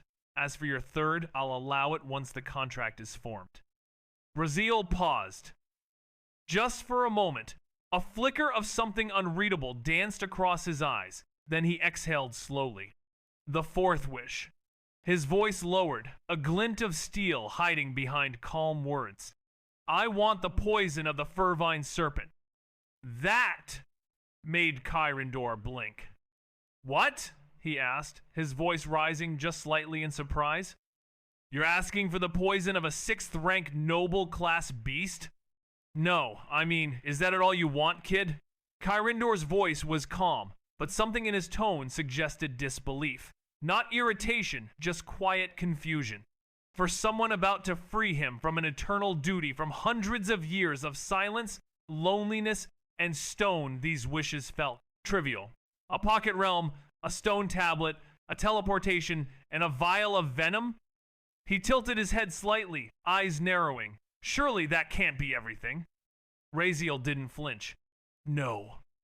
Let me finish the 4th wish, he replied evenly, hands clasped behind his back as if he were discussing nothing more serious than the weather. Karandor smirked faintly. Take your time, after all, it's your final wish. He chuckled, the sound deep and ancient, almost like stone grinding against stone. I almost wonder if you knew those things were all in my treasury. You've practically asked for nothing which I couldn't provide. Everything so far is within my palm. But then Raziel smiled. That kind of smile. The kind that looked harmless, innocent. A smile that always came before a catastrophe. Then, for my fourth wish, he said, I want you to put the Fervine Serpent's poison inside the dragon heart. The air froze. A strange silence fell over the space, as if even time itself didn't want to witness what had just been said. Karandor blinked. Sigh? His eyebrows twitched. The tension in the air didn't explode, it stalled, like thunder building in a storm that refused to break. Say that again, he said finally, his voice steady, not angry, not scolding, just stunned. Raziel's expression didn't change. He simply smiled a little more, as if he had asked for candy instead of defiling a divine artifact. I want the Fervine Serpent's poison injected into the dragon heart, he repeated. Calm, casual, dead serious. Karandor dragged a hand across his face, sighing as his fingers pinched the bridge of his nose. This kid, again. He didn't even feel mad, he was just exhausted by the audacity. It was like watching someone carefully climb to the top of a mountain, only to jump off it laughing. I know, he muttered, not looking up. I know you're going to explain it. Again. He exhaled slowly, giving Raziel a tired, sideways glance. You pull stunts like this and somehow make it sound reasonable. I don't know why, but I already know you'll say something that makes me hesitate before I crush your skull. Raziel just shrugged lightly. Well, I thought I should mention. The person I'm bringing here, he's my eternal enemy, so Karandor blinked. Huh? For a long second, his ancient mind just froze. Enemy? Enemy. You're gifting the dragon heart to your enemy? That single thought echoed inside Karandor's mind, bouncing between his instincts, his dignity, and the crumbling wall of logic. He stared at Raziel, searching for sarcasm, jest, madness, something. But all he saw was sincerity. Not warm sincerity, not noble sincerity. The cold, calculated kind, the type only people like him could understand. You do realize, Karandor said slowly, that what you're doing is something even family would kill for. Even blood brothers wouldn't share something like this. And here you are. He waved a hand vaguely, as if trying to physically catch the absurdity from the air. Giving it to your enemy? His spiritual form flickered with rising confusion, wings twitching in disbelief. Is your brain broken, child? You just spent your life bluffing for this opportunity, and now what? You want to poison the heart and give it away? He stared again. Are you trying to die? Again? He was so close to killing Raziel on principle alone, and yet he didn't move. Because, in truth, it wasn't his concern. The dragon heart would choose its bearer, worthy or not, friend or foe, it didn't matter to Karandor. His duty was only to safeguard, to test, and to pass the flame when it was finally deserved. He looked at Raziel in silence, the boy standing there like a noble schemer hiding poison in honey. After a pause, Karandor spoke again, his voice quieter this time. You don't hate this person that much, do you? His eyes narrowed. You do know the Fervine Serpent's venom won't actually damage the heart itself. Even in the blood circulation chamber, it can't do more than a few months' harm. At most, temporary mana blockage, dull heart pain, blood flow disruption. 3, 4 months, maybe. Then the heart nullifies it. He studied Raziel's expression, trying to read deeper. Maybe he do'd hate that person. Maybe. He actually liked them. He smirked in his thoughts. Maybe he is just too proud to admit it. Typical children. say enemy when they mean I care. Had Raziel known what Karandor was thinking, he might have vomited, out of sheer disgust. Like them? I'd rather kiss a flaming goblin. But Karandor didn't say anything else. He simply watched. He still didn't understand the boy's game. But one thing was certain. Whatever happened next would be unforgettable. I allow it, Karandor said at last, the weight of the words carrying centuries of duty behind them. He exhaled, shoulders relaxing ever so slightly like a man who had stood guard for too long and was finally allowed to blink. I mean, he muttered under his breath, I've protected the dragon heart for eons. It can forgive me a little for that blasphemy, right? The thought echoed quietly within him, not truly convincing, but enough to let the moment slide. It's just a temporary inconvenience, he reasoned. The poison won't truly damage the dragon heart. Just a minor disruption, nothing lasting. He turned toward Raziel with a tired smile, masking the subtle anxiety still churning beneath the surface. All right then, he said, voice steady. So, what do you want me to write on the stone tablet, and how do you want the pocket realm customized? His tone shifted practical now, like a craftsman discussing orders, not a guardian of one of the world's rarest legacies. But Karandor paused mid-thought, because he was suddenly staring at something that deeply unsettled him. Raziel was smiling. Not a smirk. Not a grin of triumph. No, it was the kind of smile a man wore when he found the woman he was ready to propose to. What? Karandor blinked. The smile on that human's face was far too dazzling, far too pleased. A cold chill ran up the back of the ancient warden's spiritual spine. This human hasn't lost his mind, right? He stared at the boy. Right? Raziel looked like he'd just received the greatest blessing of his life. A long, awkward silence filled the air. Until, cough, cough. Raziel finally snapped out of it, clearing his throat and adjusting his collar with practiced grace. His grin, however, refused to fade, stretching across his face with smug satisfaction. Karandor narrowed his eyes. Something was definitely off, but he didn't press. Meanwhile, deep in Raziel's mind, Host, I beg you. The system's voice trembled in his thoughts, sounding both terrified and utterly exhausted. Please tell me you're not planning to gift the dragon heart to the protagonist. I can't. My circuits. Ooh, host, Raziel's eyes twinkled dangerously as he replied within his mind, tone as casual as a nobleman sipping tea. Don't worry, system. His smirk widened. I'm about to show you how to ruin someone so perfectly, they'll thank you while bleeding. Chapter 26. North side of the trial ground. Middle of monster territory. The winds howled faintly, brushing past thick foliage as silence ruled over the wild land. Perched high in the arms of a gnarled ancient tree, Raziel sat with one leg dangling lazily, concealed within a dense thicket of leaves and branches. His violet eyes flickered with calculated anticipation, locked onto the pale marble platform far below. Preparations are all set, now. He leaned back against the bark with a soft, amused sigh. All I have to do is wait for the rat to take the bait. It had only been 10 minutes since he'd been teleported here, 10 minutes since he tricked death itself and signed a blood spirit contract with Karandor, the eternal guardian of the Dragonheart. It should have taken even less time, honestly. But Raziel had insisted Karandor fully customize the pocket secret realm and carve the inscription onto the stone tablet exactly as he required. Not that Raziel actually used this secret realm in the usual way. Oh, no. He'd butchered its traditional purpose entirely. Most people would use a pocket realm for training, hiding, or survival.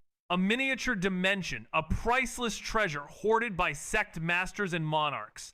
But Raziel, he turned it into a damn stage. Literally. The secret realm had been condensed and anchored here, a white marble platform, suspended slightly above the ground like a sacred altar, open on all sides, glowing faintly under the moonlight, and almost impossible to miss even from several miles away. A gleaming pillar rose from its center, and atop it stood a stone tablet inscribed with glowing ancient text that shimmered like firelight caught in crystal. It was the ultimate attention grabber. No stealth, no secrecy, pure spectacle. No one uses pocket realms this wastefully. Even the system had muttered in disbelief earlier. It's basically a glowing billboard for your enemies to shoot at. But Raziel didn't care. It needed to be seen.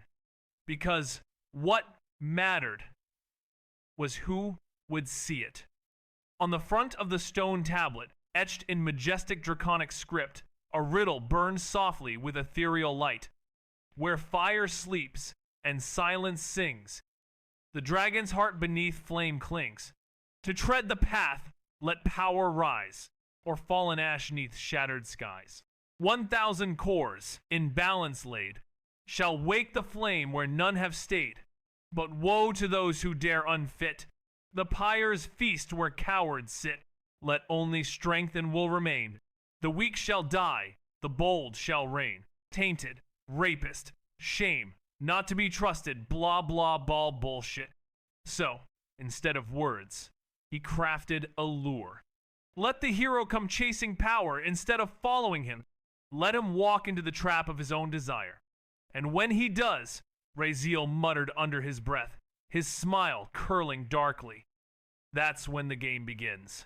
5 more minutes later, Raziel shifted slightly on the branch, the bark rough against his palm.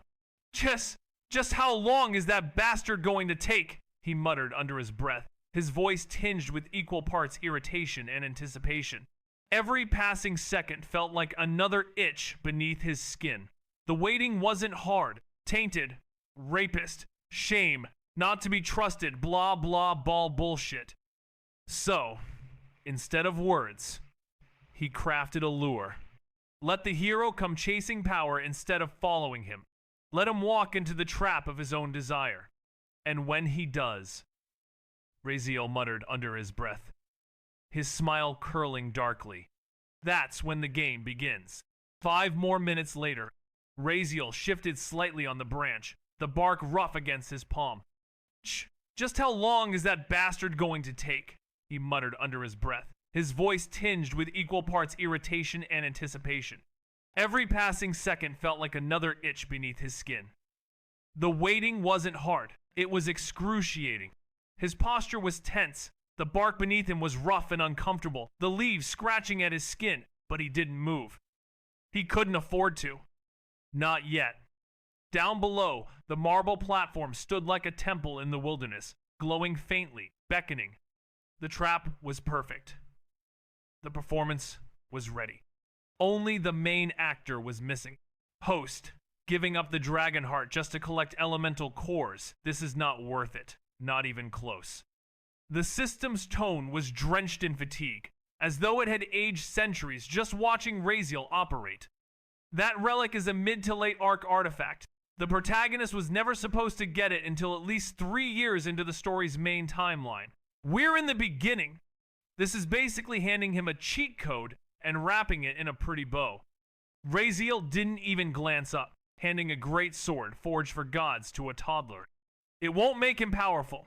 He won't wield it. It'll wield him. A short silence passed. The system, unconvinced but cautious, finally responded. I understand the metaphor, but statistically, you're still giving him a massive shortcut. By obtaining the dragon heart now, he'll accelerate far beyond schedule. My projections estimate he'll reach the strength meant for year 3 within just 1 year. Maybe less. This is a dangerous variable, a reckless move. Raziel's smile didn't fade. If anything, it grew colder. Then let him reach that level, he said softly, eyes glowing with eerie calm. Because if I can't crush him within a year with a system and future knowledge of my own, then I don't deserve to win this game. The leaves around him rustled, almost in agreement, or perhaps in warning. But Raziel wasn't done. He leaned forward, tone dropping into something more dangerous, more predatory.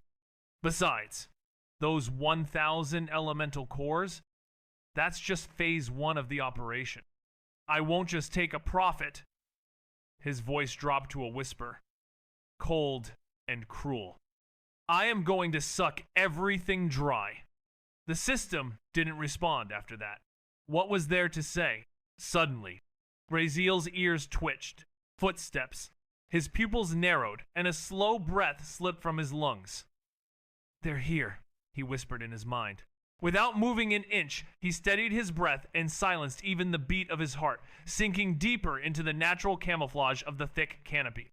Nestled high in the crown of a towering tree, he remained motionless, each leaf and shadow a shield against the approaching presence. He couldn't afford even the slightest sound, not the creak of a branch, not the brush of fabric. One wrong move, and it was over. Not just for him, but for the elaborate plan he had spun from threads of deception and foresight. His only saving grace, Aaron, the protagonist, wasn't particularly sharp when it came to sensory talents. That man was a frontline warrior, brute force incarnate. Those 1,000 elemental cores? That's just phase 1 of the operation. I won't just take a profit. His voice dropped to a whisper, cold and cruel. I am going to suck everything dry. The system didn't respond after that. What was there to say? Suddenly, Raziel's ears twitched. Footsteps. His pupils narrowed, and a slow breath slipped from his lungs. "They're here," he whispered in his mind. Without moving an inch, he steadied his breath and silenced even the beat of his heart, sinking deeper into the natural camouflage of the thick canopy. Nestled high in the crown of a towering tree, he remained motionless, each leaf and shadow a shield against the approaching presence. He couldn't afford even the slightest sound, not the creak of a branch, not the brush of fabric. One wrong move, and it was over. Not just for him, but for the elaborate plan he had spun from threads of deception and foresight. His only saving grace, Aaron, the protagonist, wasn't particularly sharp when it came to sensory talents. That man was a frontline warrior, brute force incarnate. The kind who charged into battle like a storm, smashing through everything in his path with strength, not subtlety. And fortunately for Raziel, his followers were cut from the same cloth blunt edges in a game that required precision. Had it been Celine, the Saintess, or Silva Fairlith with her army of whispering spirits, he wouldn't have stood a chance. Those two were like wind and silk, sensitive to even the faintest tremor in mana. Just their proximity would have ripped through his veil of stealth like fire through dry parchment. As for why he had chosen this particular spot high up in a tree whose branches stretched like skeletal arms above the monster-infested wilds, monsters rarely climbed, too large and heavy for the delicate balance of branches. It was one of the few safe zones monsters ignored, and people, in turn, never thought to search. From up here, he had a perfect vantage. Leaves veiled him, but through the gaps, he saw everything below. From the ground looking up, however, the leaves were a fortress. And then, the silence broke a chorus of distant footsteps. A soft clang of steel against steel. Voices, low but disciplined. Raziel's eyes sharpened. Dozens, no, nearly 80 people or more were moving as one unit, weaving through the forest like a hunting pack. Some wore glimmering metallic armor, others preferred lighter gear, but the coordination was undeniable.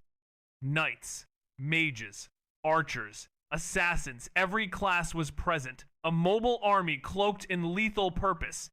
They moved with trained precision, no wasted motions, no mindless chatter. But then Raziel's stomach lurched. His gaze shifted slightly, and his expression soured. A low groan threatened to escape his lips. Just my rotten luck, he cursed internally. Beside Aaron floated a figure like a moon beside a star. His stomach twisted. A wave of nausea climbed up his throat as his eyes fell on the woman walking beside Aaron. The sight alone made his chest tighten, a familiar pressure building in his lungs. She was wrapped in a white robe adorned with golden embroidery, her long hair glowing like molten sunlight. Golden eyes radiated calm, divine serenity. She seemed to exude purity, but Raziel could feel it. The overwhelming tidal wave of mana surrounding her like a divine barrier. It wasn't just powerful, it was oppressive. Celine Luminous, the Saintess of the Church of Light. What is she doing here? Wasn't she supposed to be in the south? A fucking butterfly effect this fast? Why the hell is she here? Raziel gritted his teeth, keeping every muscle frozen. Even breathing now felt like risking death. Behind her, a procession of white-robed priests and armored holy knights followed in solemn formation. Their eyes were sharp, hands hovering near blades and spell scrolls, ever watchful. But then Raziel's stomach lurched. His gaze shifted slightly, and his expression soured. A low groan threatened to escape his lips. Just my rotten luck, he cursed internally. Beside Aaron floated a figure like a moon beside a star. His stomach twisted. A wave of nausea climbed up his throat as his eyes fell on the woman walking beside Aaron. The sight alone made his chest tighten, a familiar pressure building in his lungs. She was wrapped in a white robe adorned with golden embroidery, her long hair glowing like molten sunlight. Golden eyes radiated calm, divine serenity. She seemed to exude purity, but Raziel could feel it, the overwhelming tidal wave of mana surrounding her like a divine barrier. It wasn't just powerful, it was oppressive. Selene Luminous, the saintess of the Church of Light. What is she doing here? Wasn't she supposed to be in the south? A fucking butterfly effect this fast? Why the hell is she here? Raziel gritted his teeth, keeping every muscle frozen. Even breathing now felt like risking death. Behind her, a procession of white-robed priests and armored holy knights followed in solemn formation. Their eyes were sharp, hands hovering near blades and spell scrolls, ever watchful. It was clear one wrong twitch near their saintess, and they'd launch divine judgment without hesitation. Nearly half the entire entourage, maybe 50 people, belonged to her faction alone. The other half seemed to obey Aaron, and the remaining few, independent hunters and academy talents, who had simply gravitated towards strength and protection in numbers. Raziel's grip tightened around the bar. He was surrounded, and all it would take was one flicker of awareness, one accidental noise, one poorly timed heartbeat, and the saintess would zero in on him like a hawk. Just his shitty luck. Chapter 27. Raziel had a storm of thoughts swirling in his mind, but outwardly, he remained composed, still as the bark he leaned against. No twitch, no breath. Right now, the only thing he could afford to do was not get caught. If he did, well, he'd deal with that disaster when it came. For now, he hadn't. Down below, a calm yet curious voice rang out. If I am not mistaken, that is draconic language, right? Selena's golden eyes were fixed on the raised platform of smooth, shining white marble.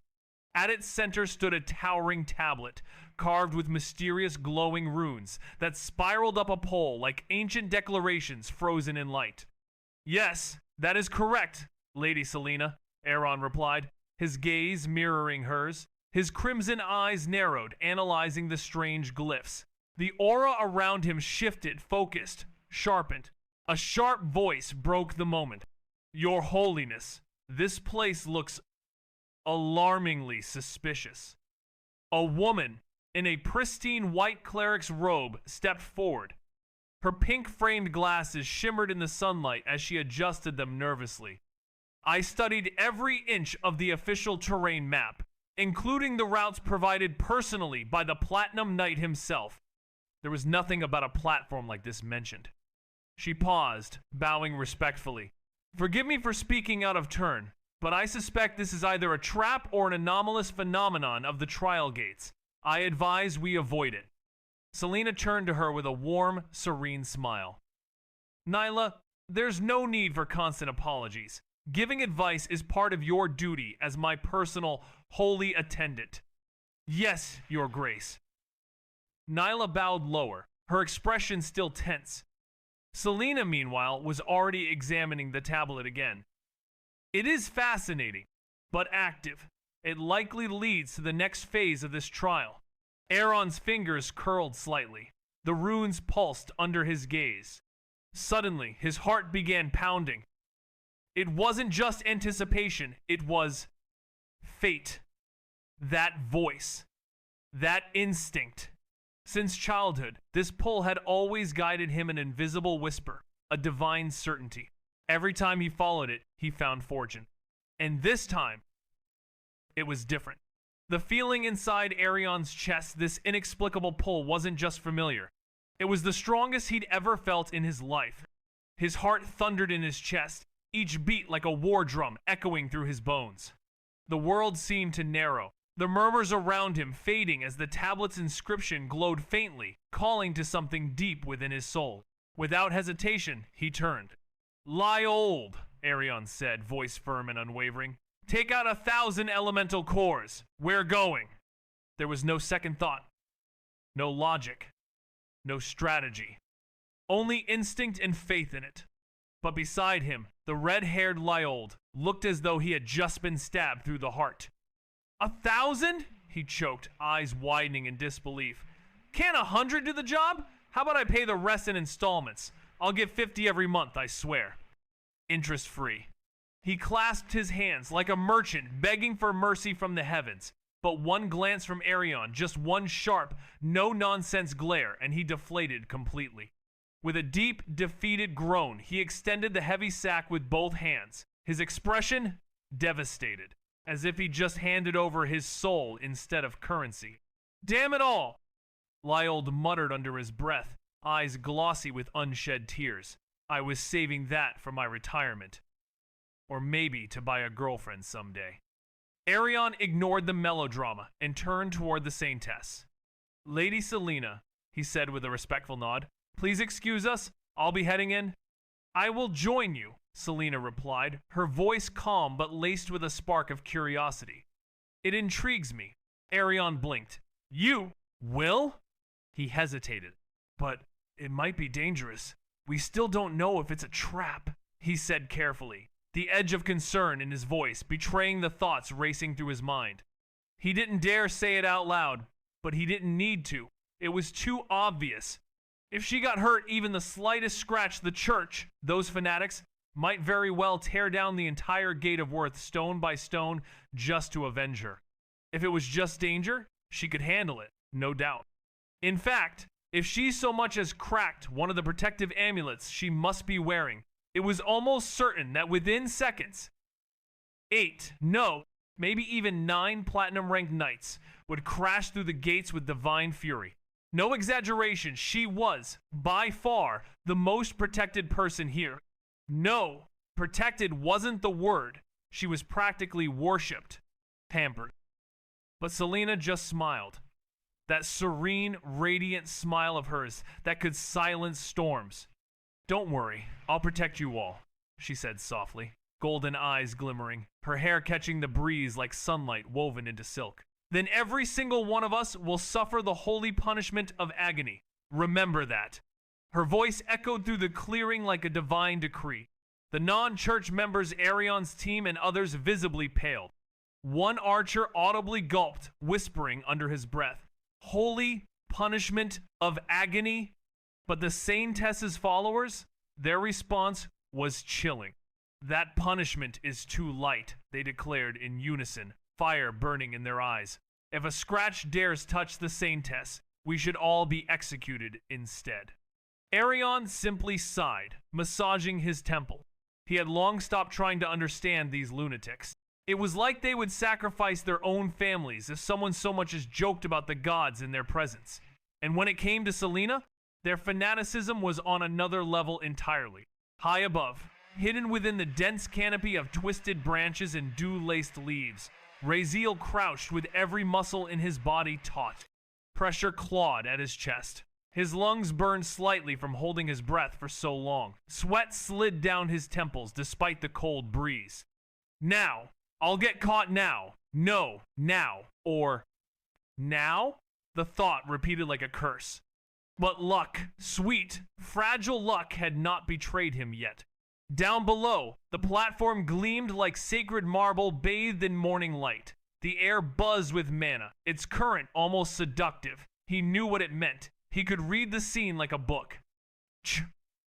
Greedy bastard, Raziel thought, narrowing his eyes at Arion, who was standing confidently with that ever self-righteous look of his. Of course, the protagonist would jump at the bait like a starving dog.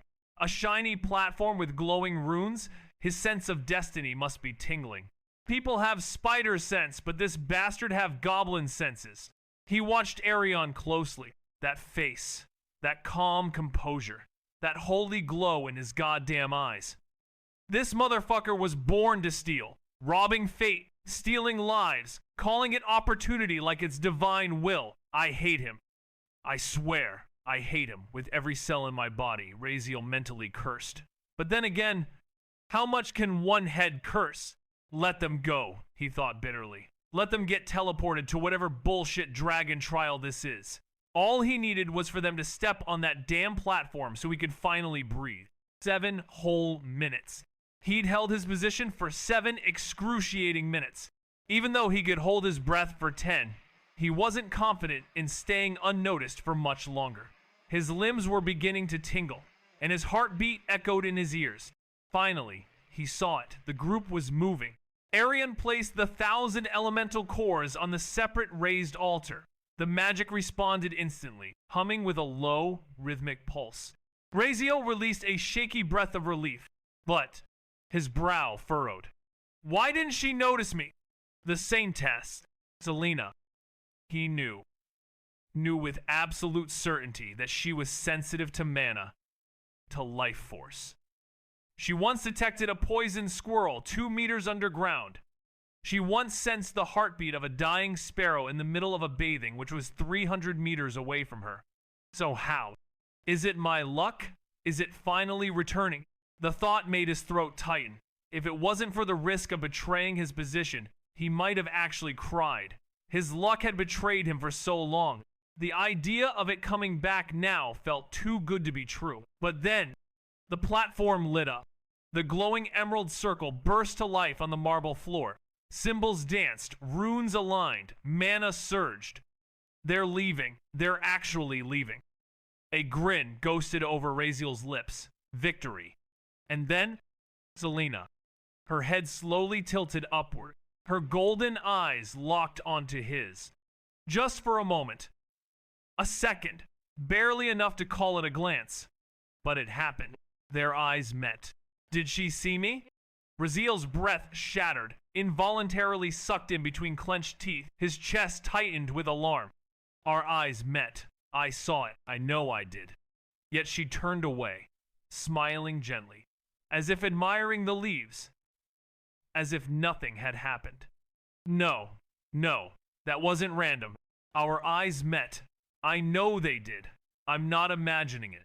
Panic slithered up his spine. Then, "Hey, there's someone up in the tree!" Nyla suddenly shouted, her voice sharp as steel. Her finger shot up, pointing directly at Raziel's perch. Mana trembled in the air, disturbed by the sudden breath he'd released. Heads turned. Arion's eyes snapped to where she pointed. Unlike the others, he didn't need to squint. His eyes, superior in clarity, pierced through the leaves. His gaze sharpened. Is that the shame of House Vireland? Purple potato? His hand instinctively fell to the hilt of his sword. A pit opened in his stomach. Was this a trap? He glanced down at the glowing emerald array beneath his feet. Tension coiled in his chest. He didn't know why, but whenever he saw that face, that presence, that cursed existence, something buried inside him would boil. Hate. Pure, guttural hate. "Guys, this is a Tra-Tilde," he began to shout. Swish. A flash of emerald light exploded, and just like that, they vanished. All of them, gone. Raziel blinked, then leaned back against the rough bark behind him, body trembling with the aftershock. Holy shit, I almost got caught. His heart pounded like a war drum in his ears. But then the dread came creeping in. No, she definitely saw me. I'm sure of it. His expression darkened.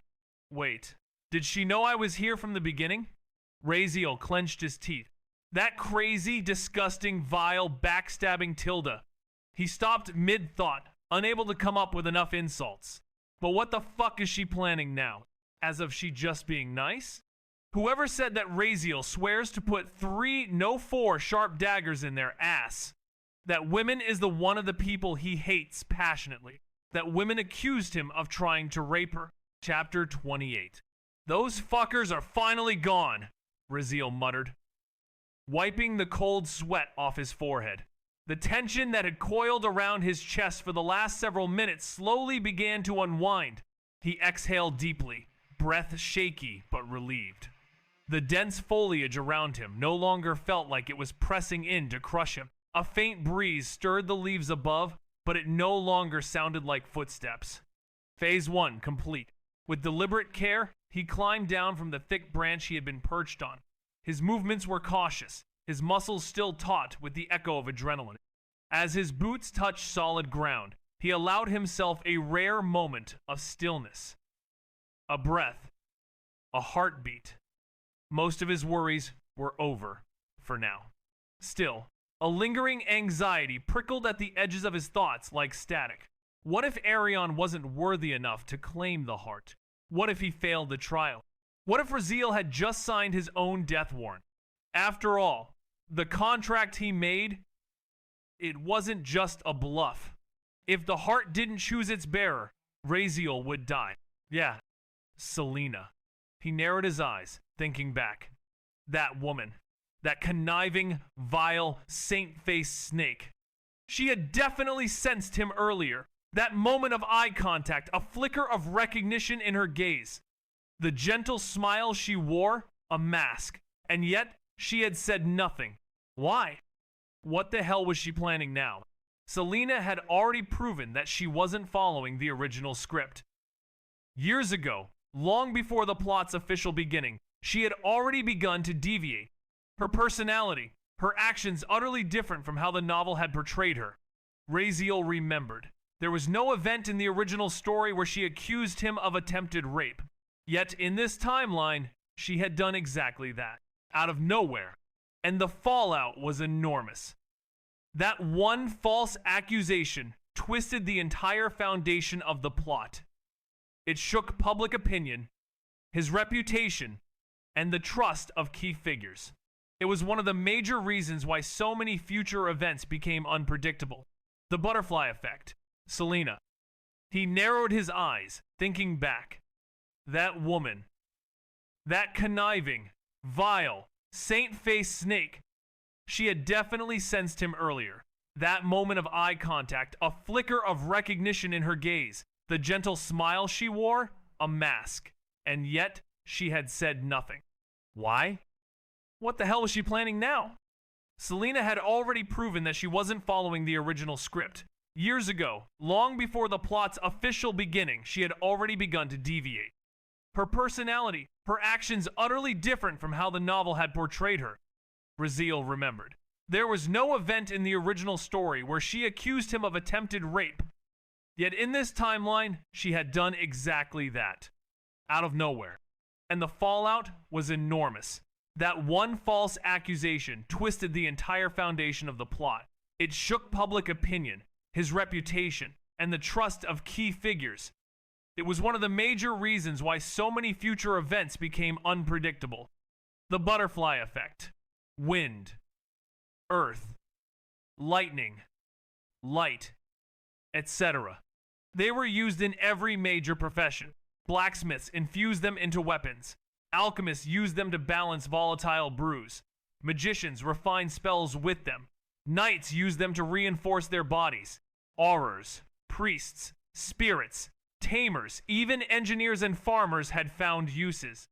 Artifacts, mana fuel, structural stabilization, construction, medic, agriculture. They were everywhere. And more importantly, they could be absorbed.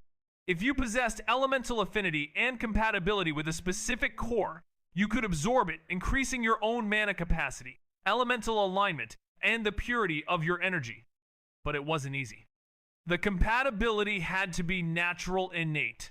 You couldn't fake affinity, not unless you wanted to end up a twitching corpse. These cores were born in monsters, lodged where their hearts should be. Extracting them without destroying the core required finesse. Raziel admired the shimmering orbs for a long moment. There were 4 distinct colors of elemental cores inside the bag, each one shimmering faintly in the filtered light. Raziel crouched beside it, inspecting the contents with narrowed eyes. Fire, wind, water, and earth. He muttered under his breath, recognizing the most common elemental types at a glance. Of course it'd be these. The universals. The easy ones. These 4 elements were widespread across the continent, found in every nook of terrain, dungeon, and ruin. Their abundance didn't make them weak, not at all. In fact, if wielded by someone with high compatibility, they could become terrifyingly powerful. But rarity brought prestige. Elements like lightning, wood, ice, or light. Those were the elusive ones, hard to find, even harder to master. You couldn't simply stumble into a lightning-type beast in the woods. Still, as rare as those elements were, they didn't always translate to value. Cores were only useful to people born with an affinity for them. Without that, they were just shiny, glowing marbles with no purpose. Well, can be used in other ways, but those processes are rare TP found, so yeah. In some places, rare elemental cores sold dirt cheap because there was no one to use them. In others, their price skyrocketed, especially if someone in power needed that particular element. It was a strange and tricky economy. The cores in Raziel's bag shimmered with gentle pulses of color, like the breath of something sleeping. The light was faint expected. After all, these were only common-ranked elemental cores. He exhaled, pulling one out. Still, 1,000 of them.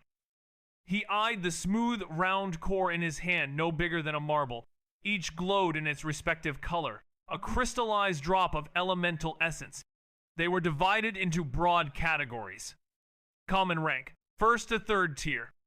Professional rank, 4th to 6th tier. Legendary rank, 6th and 7th tier. Mythical rank, 8th tier. Unranked.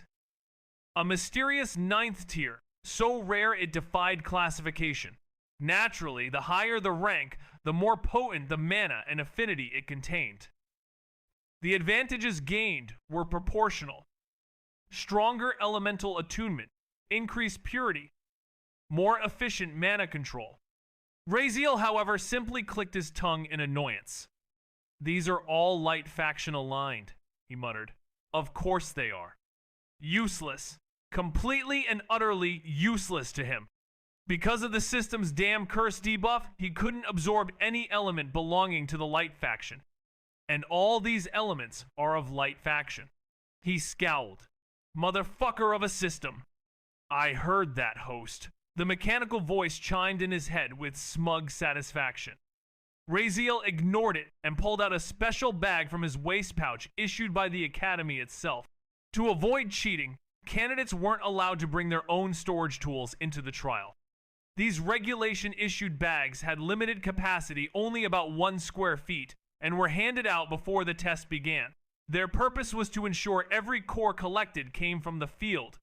He dropped the shimmering marbles inside, watching them vanish into the dark inner space. 1,000 cores. That's all they left behind. So stingy. He scoffed, shaking his head. Would it have killed them to leave a few more? Still, there was one silver lining. Any student who passed the trial was allowed to keep the cores they collected after the instructors had counted and verified them, a standard reward policy. And the math. A single 3rd-ranked elemental core goes for around 10 gold coins. He did a quick calculation, his heart thumping in rhythm with every imagined clink of coin. 1,000 cores, at 10 gold coins apiece. That was 10,000 gold coins. His lips curled into a greedy grin. People didn't understand what that kind of money meant. A middle-class family, 3 meals a day, school tuition, house maintenance, clothing, everything could survive a whole month on a single gold coin. And he had 10,000. That was generational wealth. That was power. It was also the minimum price.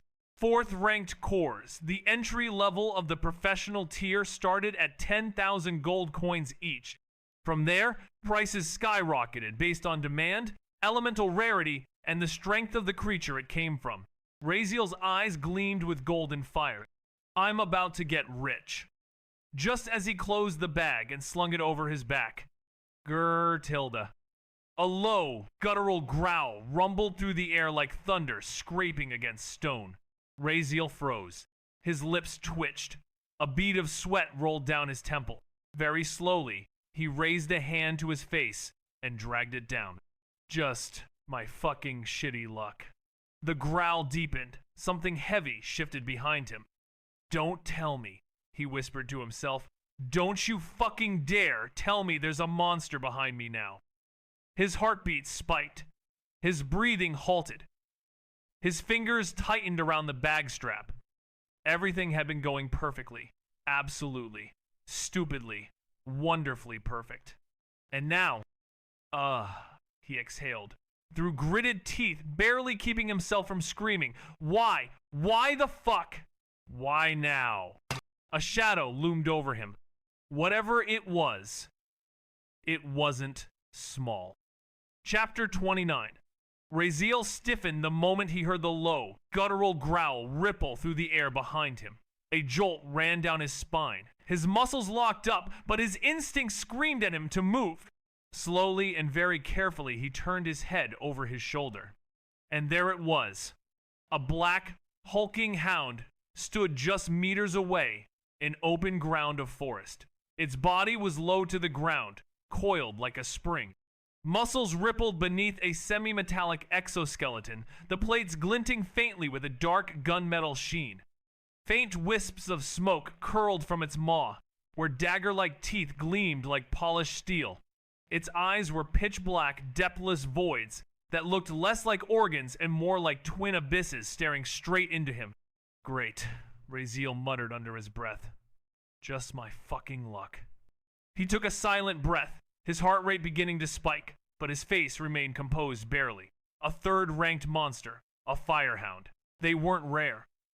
Nor were they usually worth panicking over, but this one looked like it had lived through too many fights and walked away from all of them. It had the scars to prove it. Its paws were wreathed in small tongues of crimson flame, crackling faintly each time they pressed against the forest floor. Despite that, it had approached in total silence, eerily so. That was what made firehounds terrifying. For a low-tier monster, they possessed a remarkable gift for stealth. Their bodies made no noise, their presence almost undetectable. It was like death wrapped in silence. Raziel narrowed his eyes. A big dog with murder issues, he murmured. Lovely. But even with all that danger, he couldn't help but recall a strange quirk of this species. They were prideful, stupidly so. Firehounds, unlike most beasts, never attacked their prey from behind. Why now? A shadow loomed over him. Whatever it wasn't small. Chapter 29. Raziel stiffened the moment he heard the low, guttural growl ripple through the air behind him. A jolt ran down his spine. His muscles locked up, but his instincts screamed at him to move. Slowly and very carefully, he turned his head over his shoulder, and there it was. A black, hulking hound stood just meters away, in open ground of forest. Its body was low to the ground, coiled like a spring. Muscles rippled beneath a semi-metallic exoskeleton, the plates glinting faintly with a dark gunmetal sheen. Faint wisps of smoke curled from its maw, where dagger activating wild survival rulebook. Rule No. 1. Don't approach anything bigger than you. You'll be easy prey. Rule number 2. Don't approach anything smaller than you. They definitely don't have friends. Or they're venomous. Rule number 3. Don't approach anything the same size as you. They'll think it's a fair fight. Rule number 4. Don't APR Tilda. Just shut up, Raziel snapped under his breath, face twitching. Shut up, you useless piece of shit. Understood, muting wisdom. He rolled his eyes. Figures. When I need something actually useful, you're out here giving me dumb animal proverbs.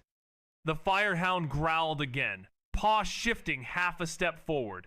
Raziel tensed, like teeth gleamed like polished steel. Its eyes were pitch black, depthless voids that looked less like organs and more like twin abysses staring straight into him. Great, Raziel muttered under his breath. Just my fucking luck.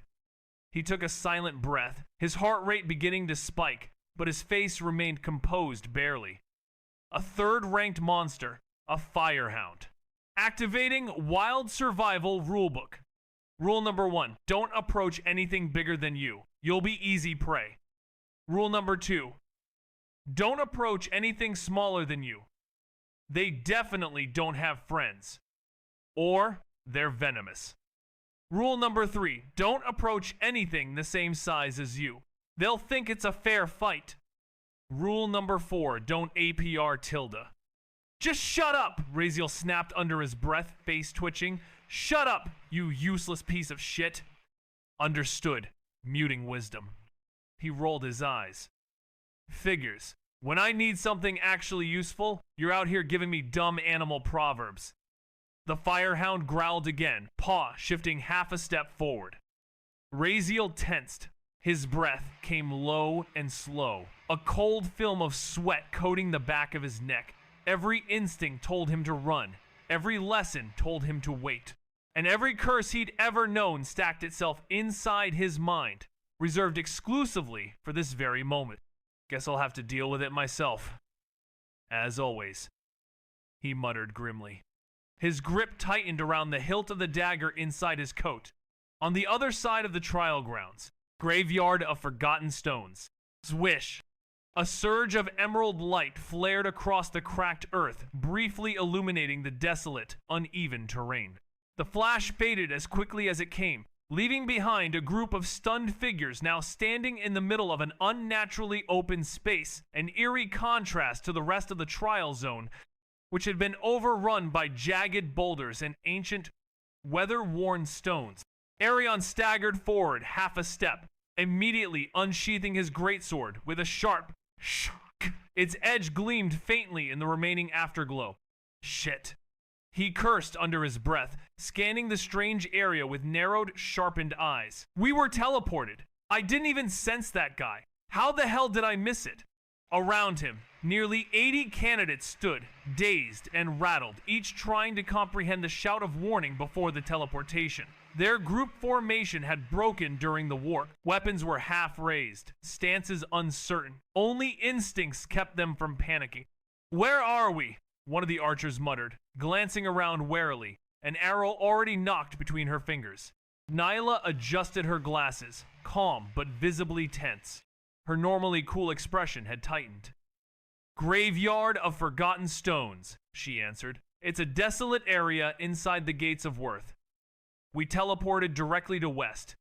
A sudden voice boomed through the stony silence, a deep, rugged, almost amused growl that echoed like thunder bouncing off the stone walls. That bastard kid. Made a deal to send one person, and now sent me a whole damn tour group? The voice carried unrestrained power. It didn't shout, but it struck through the air like a shockwave. Arion spun, sword raised, locking eyes in the direction of the voice, and then froze. His breath caught in his throat. Standing just ahead was a towering figure, easily 7 to 8 feet tall, cloaked in a translucent green aura that made the air around him shimmer. His body, though spectral, was built like a war-forged titan, broad shoulders, thick limbs corded with unnatural strength, and long, curved horns rising from his head like the crown of a prideful dragon. In his right hand, he casually held a massive, jade-colored blade, a dragon-forged greatsword, so majestic it seemed to hum with power even in silence. A saint, Arion murmured. His voice trembled. The words nearly caught in his throat. His knuckles whitened on the hilt of his sword as he suppressed his instinct to bow or run. He didn't need anyone to tell him what this being was. He knew. The aura alone gave it away. Only those of saint rank possessed that kind of overwhelming, suffocating presence. His noble upbringing had trained him to recognize it on instant, of course. Behind him, the group collectively recoiled, as though a massive predator had suddenly revealed itself. Weapons were raised. Some stumbled backward, others froze completely.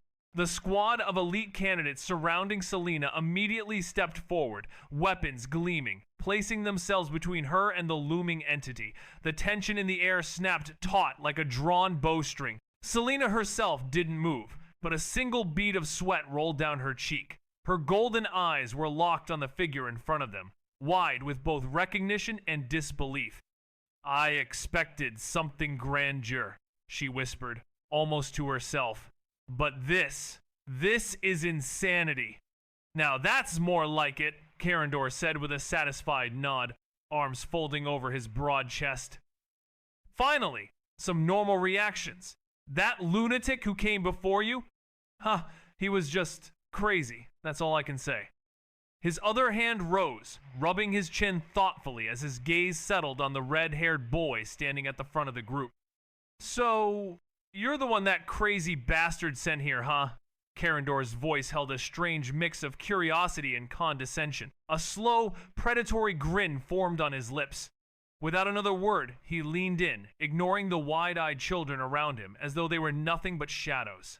His attention honed completely on Arion, his piercing eyes studying every inch of the boy's face. Arion felt his throat tighten. Senior, he stammered, the word coming out dry, uncertain. He didn't understand what this spirit meant, or what kind of test he had already walked into. And then it struck.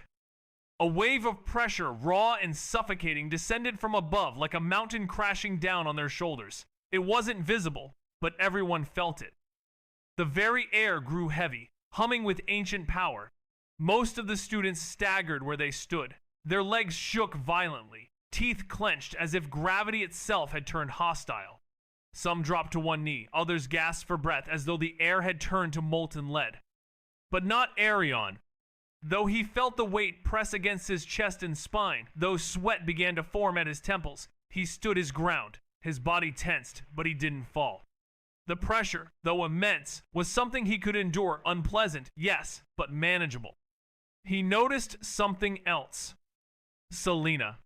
She too remained firm, her back straight and expression unchanging, as if Karendor's aura was nothing more than a breeze. A faint shimmer flickered in her eyes, her mana instinctively reacting, forming a barrier around her without conscious thought. Her unique construction, like his, was different. Resistant. Among the sea of trembling bodies and stifled cries, only two remained unfazed. Karendor noticed it too. His eyes glinted. Interesting, he mused. Two of you. That bastard really knew what he was doing, didn't he? The pressure radiating from Karendor wasn't of brute strength or explosive power. It was the weight of his existence, the raw authority of a higher life form that had transcended mortality. It wasn't a show of force, it was dominance, etched into the very air. If he had released his aura with true killing intent, everyone here would have been reduced to ash, crushed under an invisible storm of spiritual might. Even so, the tension was suffocating. Most of the students looked pale, their bodies trembling as though their very souls were shrinking under the presence of the saint. Eyes widened in horror, lips pressed shut to suppress screams. Some clutched their weapons, while others couldn't even raise a hand. Arion and Selena remained standing, though their expressions were far from calm. Their bodies held, but their thoughts reeled. This was beyond anything they had imagined. A saint. A high-ranked saint-level existence. Right here in the middle of the trials. Selena's heart pounded violently in her chest. Arion's fists clenched at his sides, nails digging into his palm. Karendor, observing the two that still held their ground, raised a brow, intrigued. Seems that bastard didn't lie after all. His voice was deep, grating with age, but carried the vigor of a battle-hardened soul. You, red-haired one, you've got the blood of the sun god flowing through your veins, don't you? And definitely dragon weaver, aren't you? Arion blinked. For a second, he thought he'd misheard. Karendor stroked his bearded chin thoughtfully, his glowing eyes narrowing. The dragon aura on you. It's not quite royal blood, but still astonishingly pure for a human. For dragon blood, so diluted by generations to remain this potent, it's impressive. His fingers tightened slightly on the hilt of the magnificent green-bladed weapon resting on his shoulder. He's truly gifted. That brat might have been right. If this boy receives the dragon heart, he may very well awaken the path to the royal dragon lineage. The evolution might truly be possible. But even as panic brewed beneath the surface, Arion remained composed. He knew that panicking now was suicide. Before him stood a saint-level powerhouse. If he lost his composure, he could lose much more than just answers. He didn't need to question now. It's better to keep mouth shut about this stuff also. People are around, he thought, looking crowd around who seems like we're busy with their situation must have not heard, right? Forcing a respectful tone, he stepped forward and bowed slightly. Sweat trickled down the side of his face. "Senior," he said, voice controlled but respectful. "Forgive our intrusion. We were teleported here through the sacred tablet's circle. I wasn't aware someone of your status would be present. Had I known." Karendor waved a massive hand casually, interrupting him. Yeah, I know," he grunted. "That's not important. You're in the right place, boy. In fact, you're meant to be here." He leaned forward slightly, a strange gleam in his eyes. "You're in the right place. You've earned the right to take the test. I have judged your capabilities. I allow it. To final test to see if you're really worthy of the Dragon Heart." The words hit Arion like a thunderclap. Arion's heart skipped a beat.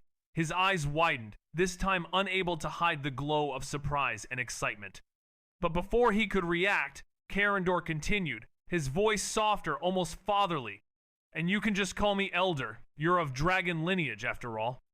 The Dragon Heart. It was real. It actually exists. So it really wasn't a scam." Also, the tension in his chest loosened slightly, and he exhaled slowly. More importantly, Karendor had allowed him to call him Elder. That was no small gesture. In Dragonkin culture, that was an acknowledgement of kinship, a bond. Even if distant, it meant the saint recognized him as one of their own. "So long as I don't make a fool of myself, he won't harm me. He's not hostile, at very least." "Understood, Elder," Arion replied, bowing his head with renewed reverence. His voice steadier now, more composed. His heart still raced, but at least it wasn't from fear anymore, it was excitement. On the other side, Selena remained completely silent, standing just off to the side with a calm but careful demeanor. Her eyes were calm, but sharp. She didn't say a word, nor did she intend to. She knew better than to speak here. Dragons, especially saint-ranked ones, were prideful beyond reason. Unless you were of their kin, opening your mouth was the fastest way to get turned into cinders. They were volatile, temperamental, and easily offended. It was unwise to challenge them, or even question them. Not to say then having weird mood swings and several anger issues, Selena's reasoning screamed at her to stay still and let Arion handle this. He was the one with dragon lineage. She had no intention of stepping on a landmine.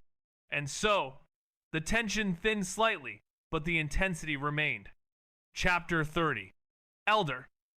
Arion spoke, his voice now more composed, carried by a touch of confidence. He had calmed down, at least outwardly. The initial shock of meeting a high-ranked spirit had settled, and he now tried to act with the dignity expected of someone from a prestigious bloodline. "Is there truly a trial here?" Karendor didn't reply immediately. He simply stared at the boy with an unreadable look before answering with a nod and a low rumble in his voice. "Yes." He then narrowed his eyes, the seriousness in his tone becoming unmistakable. "But listen, well, boy, this is no mere test. Fail, and none of you will leave this place. Not by force, not by plea. The moment you stepped here, you agreed to the rules I set. Even if you carry the blood of dragons, even if you are kin, I will not show mercy. Everyone's fate here depends on you." The air around him grew heavier, not with killing intent, but with the pressure of divine conviction, a statement bound by oaths and ancient purpose. "You must have read the words I carved into the sacred tablet, yes?" Karendor asked, folding his arms over his massive frame. Arion blinked, his throat dry. That calm he had gathered a moment ago, it started to fray. If a saint says this is serious, then it's not just serious. It's a death sentence if failed. So no one can leave this place now? Behind him, the group that had barely begun to relax, now tensed again, beads of sweat gliding down foreheads. A low murmur of unease spread like wildfire.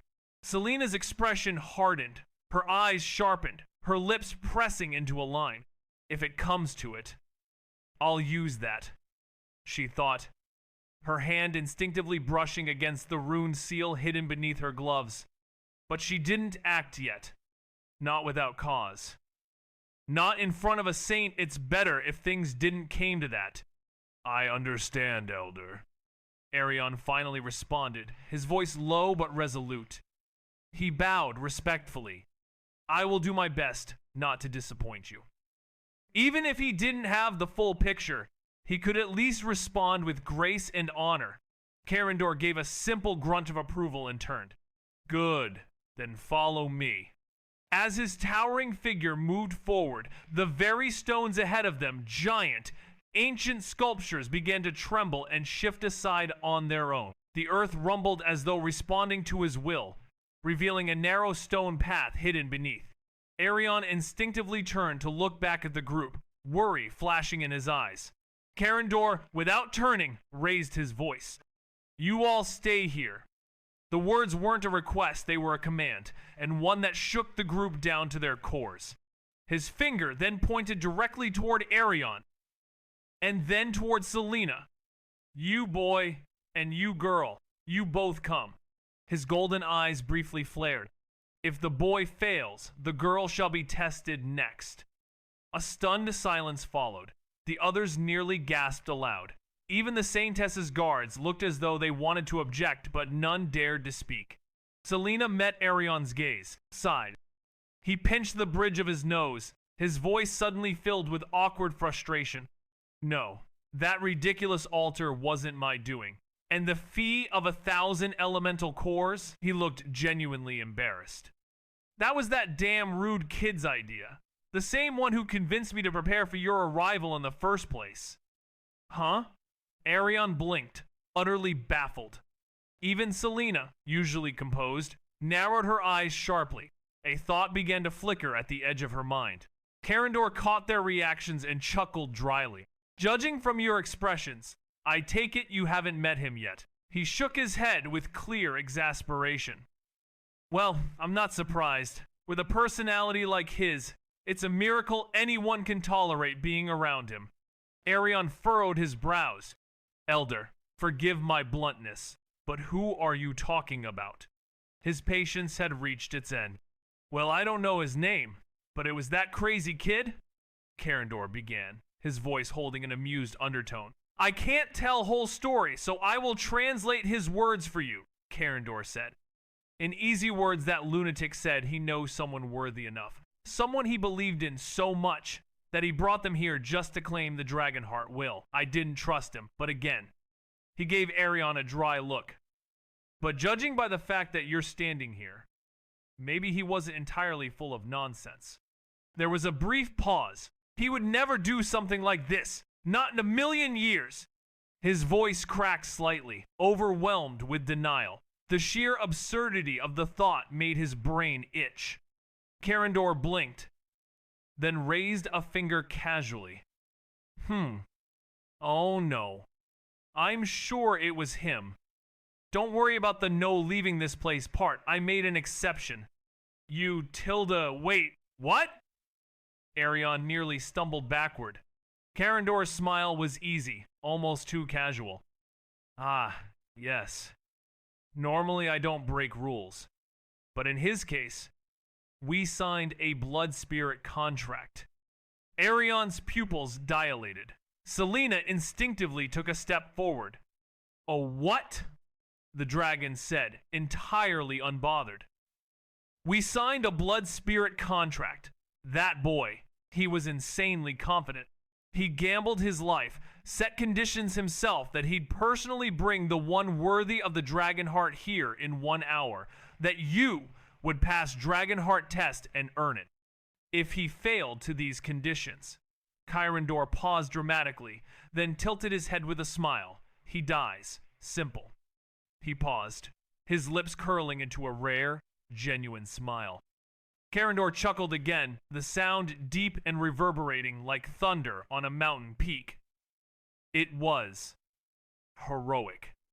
Even for someone like me, prideful and ancient, I couldn't help but be impressed by that boy. There was silence. And then, Arion? He did what? The Saintess screamed. The air trembled at her outburst. Selena's expression was a perfect picture of absolute earth-shattering shock. Her eyes were wide, glimmering with disbelief. Her mouth hung open, trembling slightly. What? Her voice cracked in half as if her brain was refusing to process the words. He bet his life on that? For Arion? He did what? He finally asked in a whisper. He voice-cacked mid-sentence.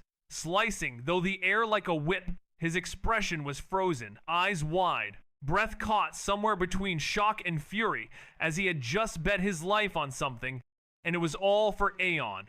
A revelation that hit Selena like thunder. Her voice trembled, half outrage, half confusion, as if her brain itself refused to process the information, and then Aeon finally asked in a stunned whisper, his tone low, nearly inaudible. He did what? His mind had officially stopped working. It was like someone had upended a bag of punctuation in his head. 1,000 question marks flying in all directions. He thought to himself, is the elder lying? But that didn't make sense. Why would a saint, not to say a dignified dragon saint, lie? But then again, why would that guy, that bastard, do something like this? And he was still reeling when Selena moved, her actions a blur as he struggled to wrap his head around the shocking turn of events, his thoughts still racing with questions and doubts, as he tried to make sense of the unbelievable situation that had just unfolded before him. The Saintess, who had been standing by his side, suddenly turned and grabbed him by the collar, causing his voice to break and his eyes to widen in shock, his entire body stiffening as if struck by lightning, his head snapping towards her in disbelief, mouth falling open as he faced Selena, sweet, noble, angelic Selena, now inches from his face, her golden eyes burning like twin suns dipped in ice, and he tried to ask what she was doing, but didn't even get to finish the question, as she spoke in a voice that dropped several octaves, slow and quiet and venomously cold, saying if he failed to get recognized by the dragon heart or whatever, she would kill him before the dragon did, her grip on his collar tightening, leaving Aeon blinking, his brain short-circuited, wondering what the hell was going on, why she, of all people, would act so rude, and suddenly, wasn't she the gentle one, the saintess, the composed light in darkness? And what about those cursing words? Is a saintess even allowed to use them? Still, her words hit him like a slap to the soul. He stared at her, stunned, not afraid, but absolutely bewildered. That wasn't just anger in her tone. It was something else. Something deeper. He frowned, trying to make sense of her sudden, murderous declaration. He narrowed his eyes slightly, a sudden realization dawning on him. Wait a minute, he thought to himself. Is she saying this because of that purple-haired bastard's contact? Because if I fail, he dies. But then that didn't make any damn sense. She should be the one who hates him the most. Hell, she ruined his life. Why would she care if he... He paused. No, there had to be more. He looked at her, really looked at the trembling edge of her lip, the way her breath caught ever so slightly. Wait, could it be? Was she worried about him? The thought made his heart skip a beat. As he pondered the possibility, his mind racing with questions, he couldn't help but wonder if there was more to her concern than met the eye, and the idea that she might actually be invested in his well-being was a prospect that left him both intrigued and bewildered. No way, she wasn't like that. She wasn't the type to care. She was a saintess, yes, but not sentimental. She always maintained distance, control, but still, was she just too awkward to show her concern properly? Was this her twisted way of saying don't die? His heart thumped a little harder. That's almost sweet, but almost immediately, logic hit him again. No, no way. That's just wishful thinking. He shook the thought off. As he tried to process the situation, he couldn't help but think that maybe, just maybe, she was trying to convey a message, but his rational side quickly took over, dismissing the idea as mere fantasy, and yet the seed of doubt had been planted, leaving him to wonder if he had misjudged her entirely, and if there was more to her stoic exterior than met the eye. But for now, he pushed the thoughts aside, determined not to get caught up in speculation and instead focused on the reality of the situation, trying to make sense of the confusing emotions that swirled within him as he struggled to reconcile his perception of her with the glimmer of uncertainty that had arisen. And though he tried to shake off the feeling, it lingered, refusing to be silenced, a constant reminder that nothing was as clear-cut as it seemed, and that sometimes the most unlikely possibilities can be the most intriguing. And so, he found himself torn between his desire for clarity and his growing curiosity about the mystery that surrounded her, leaving him to ponder the what-ifs and the maybes that now lingered in his mind, like a lingering whisper that refused to fade away. Selena was never the sweet type, and if anything, she might be worried that she'll die if someone fails. After all, this woman has never been normal. Maybe she's just pissed off from the stress of whatever this whole thing is, and that must be it, he thought to himself, sighing. I was overthinking. She's just scared for herself. Of course. He gave her a tired look. Weird women. I never understand them. He scratched the back of his neck, trying to shrug it all off. He didn't even ask her to come. He told her he'd go alone. But she insisted herself, and now she's angry at him. Still, he smiled a little, forcing some calm into the moment. He let out a tiny sigh, trying to play it cool. Yes, yes. You Saintess, I won't fail. Don't worry, Aeon replied awkwardly, trying to gently lift her hand off his collar with a sheepish smile. But before his fingers could even touch her hand, she said, don't touch me, her tone slicing again. She released his collar herself, but not before giving him a tiny shove. He stumbled slightly more from shock than strength and hastily straightened himself, his pride taking a small hit, though he looked around, very relieved there weren't many people nearby. Maybe she's just mad because of the situation, he told himself, trying to smile again, brushing his long red hair back with one hand. Definitely a mood swing. Better not provoke her any further. Then, as if to confirm his suspicions, she raised the very hand she'd used to grab him and cast a soft golden glow over it with her other hand. A purification spell. His lips twitched, his smile cracked. He looked away, the second-hand embarrassment almost too much to handle. Did she just purify herself after touching me?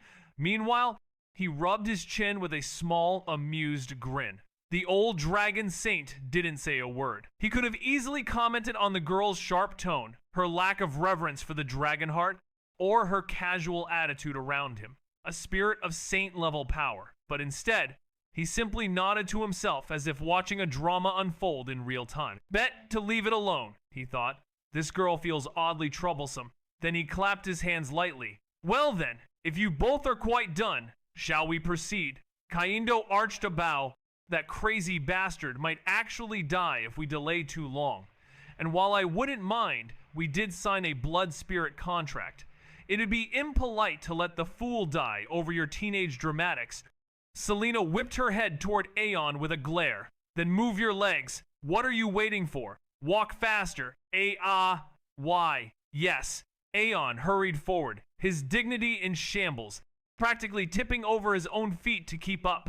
As they walked, he muttered in his head, what the hell is wrong with this woman today? I've never seen her like this. Meanwhile, on the northern side of the chamber, Raziel stood still, his eyes locked with the beast's burning gaze. System, he murmured silently, keeping his posture composed. Show me my stats again. Host, Raziel, alignment, true villain, unredemption, villain rank, F, infamy rating, 0, title, none. Sin resonance, 0%.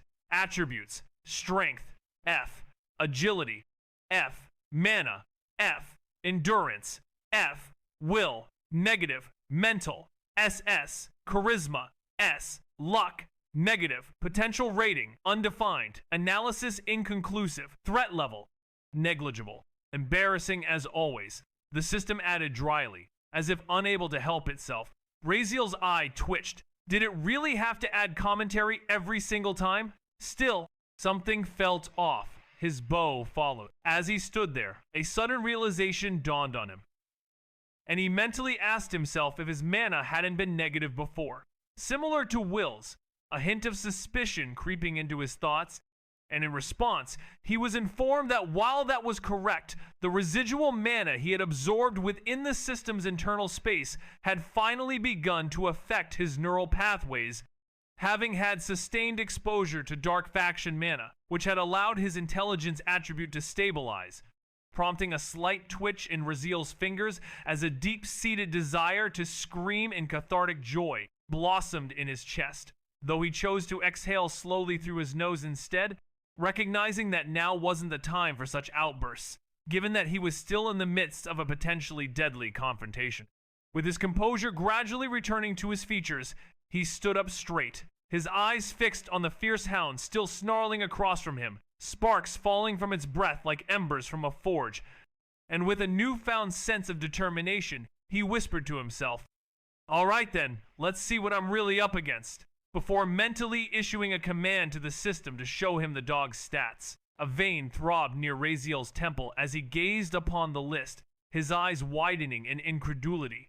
For the Phi-Hound, a third-rank beast of the elemental beast species, specifically the lesser flame type, boasting physical prowess, had affinity to Phi and heat, and its danger level, relative to the host's strength, was deemed extreme. With behavior that was aggressive, territorial, and prideful, its attributes reading like a laundry list of superiority, with strength at a D, agility at a C, mana or MP at a humble E, endurance at a D, and mental at a dismal F, which led Raziel to blink, then blink again, his mind reeling at the notion that this flaming mutt outclassed him in every measurable way, prompting him to shout internally, his anger and frustration simmering just below the surface as he muttered under his breath, "I am the protagonist of my own story, and I'm getting out-anked by a dog, technically a Phi-Hound, a lesser elemental variety." But yes, his voice almost tremulous with resentment, his gaze narrowing, darkening with quiet frustration as his fingers slowly curled into a fist, and he stood still, silent, and fully guarded. His eyes locked onto the monstrous hound before him, a beast cloaked in heat and menace, the atmosphere between them heavy, like the moments before a thunderclap, and he spoke internally, his voice calm but tightly controlled. "System, what's the primary attack method of this thing?" To which the response was that the Phi-Hound's attacks were predominantly physical, with sharp claws and nails imbued with extreme internal heat averaging 800 degrees Celsius, its teeth maintaining a consistent surface temperature between 700 to 1000 degrees Celsius, and additional attacks including headbutts, charge leaps, and body slams, all extremely lethal due to its hardened, blade-like exoskeleton. Raziel's thoughts churned, yet his focus never wavered from the hound's searing gaze. No way, she wasn't like that. She wasn't the type to care. She was a saintess, yes, but not sentimental. She always maintained distance, control, but still, was she just too awkward to show her concern properly? Was this her twisted way of saying, "Don't die"? His heart thumped a little harder. That's almost sweet, but almost immediately, logic hit him again. No way. That's just wishful thinking. He shook the thought off. As he tried to process the situation, he couldn't help but think that maybe, just maybe, she was trying to convey a message, but his rational side quickly took over, dismissing the idea as mere fantasy, and yet, the seed of doubt had been planted, leaving him to wonder if he had misjudged her entirely, and if there was more to her stoic exterior than met the eye. But for now, he pushed the thoughts aside, determined not to get caught up in speculation, and instead focused on the reality of the situation. Trying to make sense of the confusing emotions that swirled within him as he struggled to reconcile his perception of her with the glimmer of uncertainty that had arisen, and though he tried to shake off the feeling, it lingered, refusing to be silenced. A constant reminder that nothing was as clear-cut as it seemed, and that sometimes the most unlikely possibilities can be the most intriguing. And so, he found himself torn between his desire for clarity and his growing curiosity about the mystery that surrounded her, leaving him to ponder the what-ifs and the maybes that now lingered in his mind like a lingering whisper that refused to fade away. As he stood there, a hand emerged from beneath the folds of his sharp tuxedo coat, gripping a dagger in a most unconventional manner, the blade reversed in his grip, the tip pointing towards the ground. His wrist tilted down, fingers coiled with an eerie calm, his stance whispering trap rather than ready, and the hound twitched, its entire frame tensing like a drawn bow. Then Raziel's hand slid the dagger free in the most subtle motion imaginable, and the hound moved, its leap making the ground crack beneath it, lunging with speed, blurring past the eye. Raziel saw the blur, his body not fast enough to react, but his mind already knew it would go for the obvious target, the dagger arm, and he didn't resist. Instead, he extended his arm forward deliberately, as if inviting the attack, and the hound's massive jaws clamped down, causing agony to explode, his tuxedo sleeve burning instantly into ash, revealing scorched flesh beneath, the beast's blistering hot teeth piercing into his skin, sizzling through muscle. Digging down until something halted the bite, the hound's fangs grinding against an unnatural resistance beneath his flesh, a dense, inhuman alloy layered over bone, preventing its jaws from closing fully, like biting into molten steel. And the sound of this gruesome encounter echoed through the air, a haunting crunch that seemed to suspend time itself.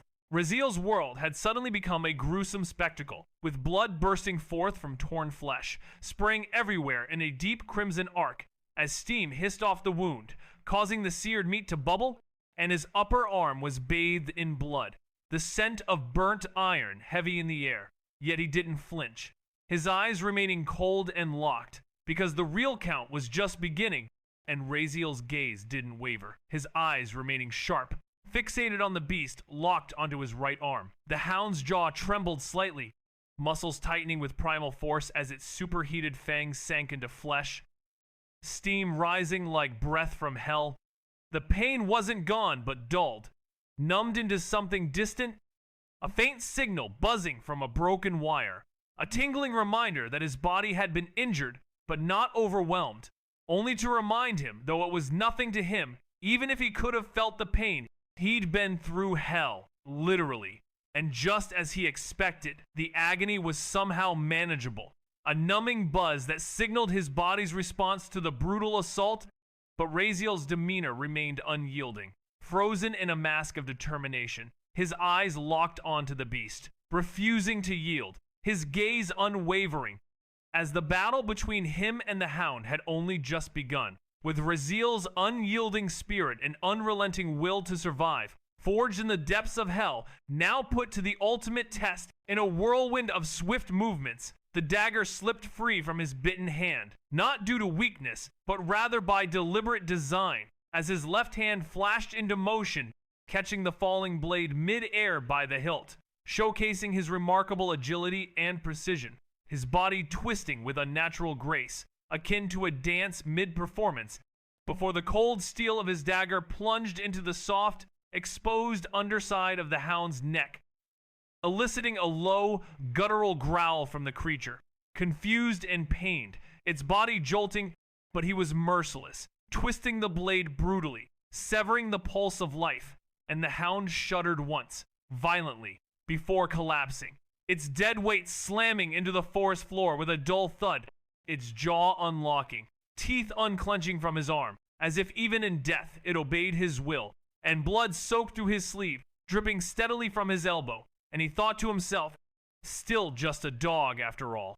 Exhaling calmly, almost disappointed, wrenching the blade free, flicking it to the side with a sharp snap of his wrist, the hound's dark blood spraying in a narrow arc across the dry leaves and cracked roots, muttering to himself, his voice low, almost conversational, as he looked down at the corpse, then to his own arm, shredded tuxedo, seared skin, and a fresh trail of blood, a sight that would have shaken a lesser man, but he merely sighed, his demeanor unwavering in the face of such brutality. The system's voice echoed in his mind, as if sighing through digital static, asking why he didn't fight like a villain is supposed to, and labeling his actions as barbaric, since he hurt himself before his enemy did.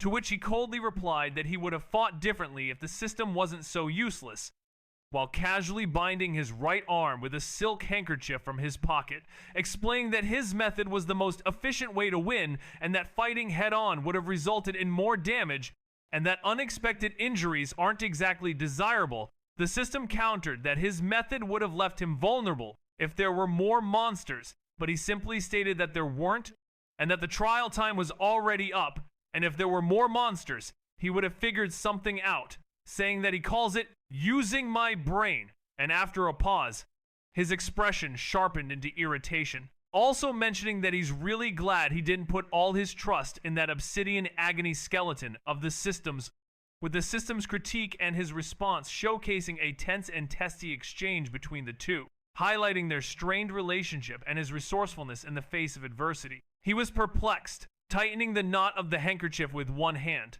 and inquired about the reasoning behind the fact that the sharpest, most painful material in existence did nothing, as he had anticipated the hound's bite to trigger the agony reflex, but instead, nothing happened, prompting him to ask for an explanation, to which the response was that the hound's fangs never actually reached the obsidian skeleton itself, and it was explained that the structure had partially integrated with his body, with some layers of his skin mutating and hardening to mimic the outer shell of the obsidian material, resulting in a micro-thin covering, precisely 0.000001 millimeters, that absorbed the damage, which left him stunned, as he realized that his plan to let the hound bite him to trigger a berserky state was pointless, and he was disappointed, even considering self-mutilation, such as ripping the skin off his knuckles to punch with a full agony boost. But it was all for nothing, as he was informed that his idea was completely futile, leading to his frustrated groan and rubbing of the side of his head with his left hand. Zeh.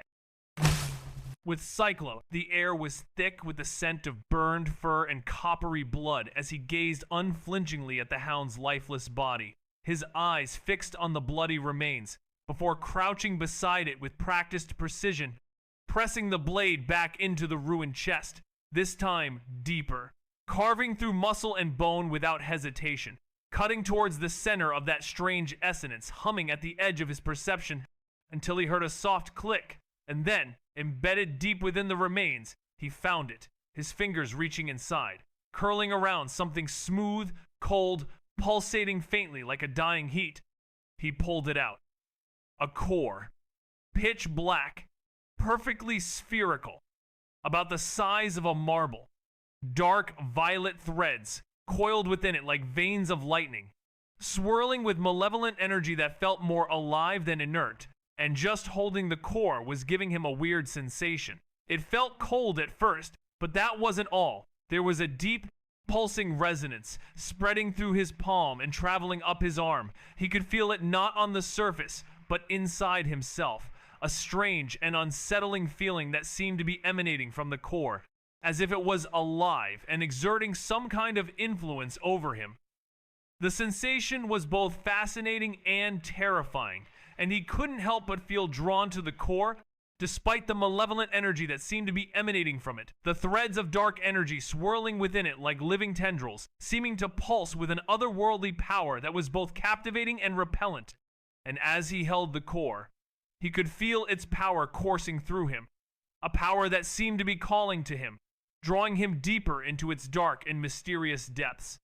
The core seemed to be exerting some kind of strange influence over him, as if it was trying to communicate with him, or perhaps even control him, and he couldn't help but wonder what secrets it held, and what kind of power it might possess. The core was a mystery, an enigma, and he was determined to uncover its secrets, to understand its power, and to harness it, if possible.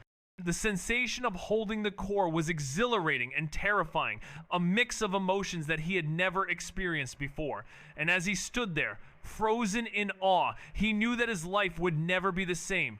The core had changed him. It had awakened something within him, a sense of wonder, a sense of curiosity, and a sense of purpose. He felt a newfound sense of determination, a sense of resolve to unlock the secrets of the core, to understand its power, and to use it for his own purposes. The core was a key to unlocking new possibilities, new powers, and new dimensions, and he was ready to turn it, to see what lay beyond the doorway that it had opened. The core was a gateway, a portal to new and unexplored worlds, and he was eager to step through it to see what wonders and terrors lay on the other side. The core was a mystery, a puzzle, and he was determined to solve it, to unravel its secrets, and to claim its power for himself. The sensation of holding the core was addictive. It was a feeling that he couldn't get enough of, and he knew that he would do anything to experience it again. To feel the power of the core coursing through his veins, to be one with it, to be a part of it. The core was a part of him now, a part of his being, a part of his soul, and he knew that he would never be able to let it go. It had become a part of him, a part of his essence, a part of his very existence, and he was ready to see where it would take him, to follow its power, to explore its depths, and to unlock its secrets. The core was a journey into the unknown, a journey into the heart of darkness, and he was ready to embark on it, to see where it would lead him, to follow its path, and to uncover its mysteries. It was as if two threads of the same origin had just connected, and he couldn't help but frown as he stared at it. A monster core, strange and bewildering, prompting him to mutter to himself, frowning as he tried to make sense of what was happening. Recalling from the novel that monsters actually contained two cores, one being the elemental core, located where their heart should be, and the other being the monster core, buried deep at the center of their chest, with only the elemental core holding value, while the monster core was considered utterly useless, as if the world itself had rejected it, deeming it a waste product, known for being a crystallized concentration of a monster's life essence, a chaotic blend of instinct, hate, and wild energy. Nothing stable, nothing usable. Always dark in color, black, murky crimson, or sometimes a deep, sickly violet, often with strange swirling threads or purple tendrils running through them. A truly enigmatic and perplexing entity, sparking a deep sense of fascination and intrigue as he struggled to comprehend the nature and significance of this mysterious monster core. They formed naturally in magical beasts, usually right in the center of their chest, but even with how important they were to the beasts themselves, this world had no use for them, and yet they were crucial to monsters, as these cores weren't just a weakness, they were also a strength, allowing monsters to consume them to evolve to the next rank, absorb them, and gain the characteristics or traits of the beast the core came from, which was one of the secrets to how monsters grew stronger over time, revealed in the midst of the novel. But for humans, and nearly all other creatures, they were worthless, due to many reasons, including incompatibility with the natural system of this world, as no one, not scholars, researchers, or even divine healers could determine what kind of energy existed inside these cores, which was unstable, wild, and completely non-mana. And no matter how hard they tried, they couldn't even detect a trace of identifiable mana, or if it even was that, as attempts to extract that energy failed, attempts to refine it failed, and attempts to study it in depth often ended in disaster because the cores were volatile, and mishandling them during experiments could cause them to explode, sometimes catastrophically, which is why most people avoided them entirely. It wasn't worth the risk. But sometimes, if a high-ranking core was discovered, it would be hidden or locked away, not because anyone could utilize it, but because if another monster were to consume it, they might gain a massive boost in strength, or worse, trigger a rank evolution. That is, if it didn't explode, as these cores were strange, dangerous, and unpredictable objects. Perhaps they weren't entirely useless. Maybe the people of this world just lacked the necessary methods to harness their power, with no institutional knowledge, no refining techniques, and no recognized ways to repurpose them. Most researchers had already given up, perceiving monster cores as anomalies, not resources or weapons, but rather cursed relics of unstable magic. Much like how people started to view rocks on the side of pathways. However, as he gazed down at the core in his hand, he felt different. The resonance, the way it pulsed and vibrated faintly, he could feel it echoing with something inside him. Something that shouldn't be possible. It wasn't just humming. The core seemed to be emanating a unique energy that was somehow resonating with him, a sensation that defied explanation. And this inexplicable connection sparked a sense of wonder and curiosity within him. As he stood there, mesmerized by the core's gentle vibrations, he began to ponder the possibilities. Maybe Just maybe, there was more to these mysterious objects than met the eye, and he felt an overwhelming urge to uncover the secrets that lay hidden within, to explore the uncharted territories of this enigmatic world, and to push beyond the boundaries of what was thought to be possible. It was calling to him, and for a moment, he could swear he felt warmth spreading through his veins from the core, as if it was beneficial, as if his dark genius, his cursed talent, was resonating with it, whispering that it belonged to him, that it could be used by him, that it was meant for him. And he asked, his voice low, eyes still fixed on the strange stone in his hand, "System, are you explaining what is happening, even though in the whole novel plot, these monster cores were never brought to use?" To which the system admitted, "I didn't have any idea either, host, but after deep analysis, all this time you held that core, I've come to a conclusion, and it's pretty surprising. Actually, this core contains dark mana that is entirely unaffiliated with the white faction spectrum, which means it's a dark faction item." And he responded with a surprised tone, "Really?" As the system revealed the shocking truth about the mysterious core, Raziel's eyes flickered, a faint spark passing through them as a sudden realization seemed to dawn on them. But they quickly countered with a question, recalling a previous conversation. "Didn't you confirm that in this world, there's nothing of the dark faction I can use? You said this world is completely aligned with the white faction. Wasn't that the reason I could never absorb mana, never use aura, not even progress in swordsmanship?" The words spilled out in a hurried manner, seeking clarification, and in response, the other party acknowledged, "Yes, I did say that, but you should remember something important. The monster's origin was never revealed in the novel's plot. Even at the end, all we knew was that there were different channels, dimensional rifts, gates, forbidden areas, and such, always kept mysterious.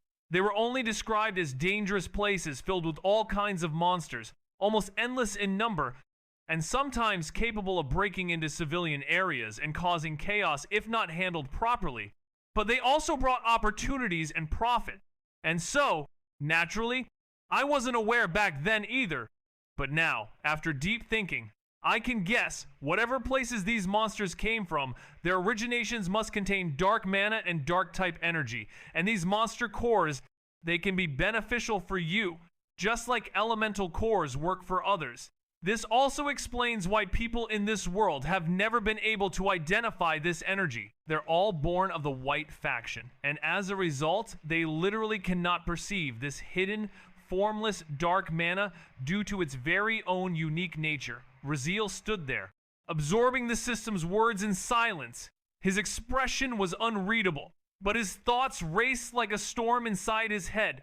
After what felt like a long moment of contemplation, he finally spoke. "So," he said, "you mean, like how others get advantages from elemental cores, I can get something similar from monster cores?" His voice remained calm and measured, but there was a flicker of expectation in his eyes. He was clearly deep in thought. Perhaps now he'd need to alter some of his plans. The response came, "Though I can't yet predict what kind of benefits you'll get until you try it, I can confidently say this energy is not harmful to you. In fact, I believe your talents are already resonating with it." Raziel's eyes sparkled with a hint of excitement as he considered the possibilities. His mind was racing with the potential implications of this newfound discovery, and he was eager to explore the benefits of this dark mana. The air was thick with anticipation as Raziel stood there, weighing his options and contemplating his next move. The silence was palpable, but it was clear that Raziel's thoughts were a million miles away as he delved deeper into the mysteries of this hidden energy. Sync minutes through immigration. The absolute DAC genius was a no-brainer, but the DAC resonance was what really mattered, and it stated that it automatically absorbs and resonates with all kinds of DAC energy, which caught Raziel's attention, his eyes narrowing slightly as his fingers curled a little tighter around the core. So he paused, his eyes still fixed on the sphere, pulsing faintly with DACness in his palm, and he asked, his voice low and cautious, but with an underlying edge of restrained anticipation, if that meant he could directly absorb the DAC mana inside the core, make it his, without needing methods, rituals, or anything like what mages and experts use to draw from elemental cores. And the system responded with absolute certainty, explaining that, in fact, most of the methods used by practitioners in this world only allow for partial extraction, with basic to intermediate uses barely able to absorb 2% to 35% of the core's energy, which made Raziel's question all the more significant as he wondered if he could bypass all that and directly tap into the core's power. High tide techniques that were reserved for nobles or duke houses might raise it to 50% or 60%, but even then, those techniques are extremely rare and heavily guarded, whereas the protagonist's greatest cheat was being able to absorb 99% of elemental core energy due to his divine bloodline, specifically the sun god's legacy and the purest stain of dragon bloodline. But the host is even more special in this context. As their talents don't require a method, they bypass the entire need for it, allowing them to absorb the core automatically, with no effort or cost, and not partially, but entirely, with 100% of the dark mana contained within the core becoming theirs, which leaves Raziel blinking, then slowly, mechanically nodding with a stone-cold expression. But deep inside, he is screaming, roaring, finally having something that is truly his, not denied, not locked away, saying it's not for him because it's a light faction. Something meant for him, and this realization sparks an intense emotional response within him. He remained calm, having long mastered the art of silent celebration, but his eyes drifted down to a specific line, and the skill descriptions burned into his mind, which read that monsters and corrupted creatures might mistake the holder of this talent as one of their own to submit. And his gaze narrowed as his brain quickly clicked through the implications, leading him to murmur to himself and consider the fact that monsters, like the dark-coded ones, with their dimensional rifts and unknown origins, should be part of the dark faction, which made him wonder why the monster had attacked him in the first place, since it should have recognized him and been submissive or even friendly. And he asked this with a flicker of anticipation, maybe hoping he'd found one more cheat, something to make things even sweeter. The system conceded, its tone somewhat more reserved this time, that it didn't have a concrete answer, but it could certainly hazard a guess, suggesting that the monster's extremely low intelligence could be a contributing factor, or perhaps the individual's strength was still too low. Maybe they hadn't yet triggered the submission conditions, and it was also plausible that these monsters weren't purely of the dark faction, but rather of hybrid origin, emphasizing that these were merely assumptions, yet all of them were valid, prompting a soft click of the tongue from Raziel, who sighed internally, his shoulders relaxing slightly as he came to the realization that it wasn't going to be as easy as he had hoped, and he was getting ahead of himself. It seemed, as he muttered to himself, I see. His expectations somewhat tempered by the system's words, which, while not providing a clear answer, did offer some possible explanations for the situation at hand. He had stumbled upon something entirely unexpected today, something that embodied immense power and authenticity, and for the first time in 16 years, he felt like he had been handed the key to a locked door, which necessitated cautious movement, as this was not the moment to rush. So he inquired finally, his voice neutral, concealing the internal fire that was building behind his eyes. Should he absorb it? To which the system responded flatly, it's your choice, clearly distancing itself, not wanting to be held responsible in case things went wrong. And this response, in itself, made him pause, albeit only for a brief moment, as the system's reluctance to take responsibility was palpable. Yet he didn't let it deter him, his thoughts still racing with the possibilities. The system's cautionary stance only seemed to underscore the potential risks and benefits of his decision, leaving him to ponder the implications of his choice. As he stood at the threshold of this newfound discovery, weighing his options carefully, the system's words still echoing in his mind, a reminder of the uncertain path that lay ahead, and the importance of proceeding with caution, his heart still racing with anticipation, as he contemplated the potential consequences of his actions. The system's response lingering in the air, a stark reminder of the gravity of his decision, and the need to exercise restraint, even as his instincts urged him to push forward, to unlock the secrets that lay hidden, and to seize the opportunities that this newfound power presented, all while navigating the treacherous landscape of uncertainty, where one misstep could have far-reaching consequences. And the system's warning, though subtle, was a clear reminder of the need for vigilance and the importance of careful consideration as he stood poised on the brink of a new era. One that was fraught with danger, yet filled with promise, and the system's words, though few, had spoken volumes about the nature of the choice that lay before him and the potential outcomes that awaited him, depending on the path he chose to take. Well, whatever, he muttered under his breath, not like he could stop himself now, as all this time while holding the core, his body had been screaming, trembling, hungry for it, like an addict denied a fix for too long. But he had restrained himself, clamped down that urge until now.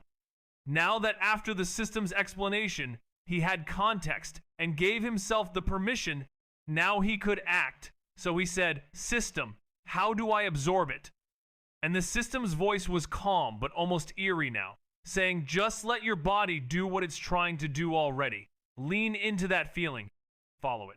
Your body is starving for this. It's finally found the source after 16 years of thirst," and Raziel's eyes fluttered shut as he let go. The restraint that had been clamping down deep inside him loosened, and all at once it surged. Suddenly, the core in his palm responded, and a faint hiss filled the air as inky black gas began to leak, smoke-like, sinister and alive from the core's surface, curling and spiraling upwards in delicate tendrils, dancing like it had a mind of its own. Then it moved, the smoke slithering into his palm as if pulled by some unseen force, like a vacuum had opened up inside him, drawing it in. His fingers twitched, and then the sensation hit. Cold, intensely cold, like ice water flooding beneath his skin, rushing up through his veins. His entire arm went numb for a heartbeat, then pulsed as the mana shot upward, invading every inch of his bloodstream.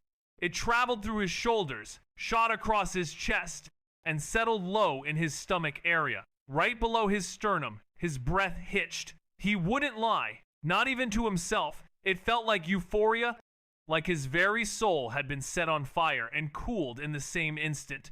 The sensation was intoxicating. Pleasure, power, relief. It felt like a divine itch being scratched for the very first time, and the combination of these feelings was almost overwhelming, as the cold, dark energy coursed through his body, leaving him breathless and wanting more. The sensation was so intense that it was almost too much to bear, but at the same time, it was exhilarating, like a rush of adrenaline, and he could feel his heart pounding in his chest as the mana continued to flow through him, filling him with a sense of power and strength. And he knew that he was experiencing something truly unique and special, something that few others had ever experienced. And the feeling of it was almost indescribable, but it was definitely something that he would never forget. He could have groaned, as it felt just right. But then a loud notification slammed into his consciousness, proclaiming congratulations to the host for absorbing a D-grade monster core with a 3rd rank and successfully absorbing dark mana at 100% rate, unlocking a new affinity known as Shadow Affinity, albeit a very light one.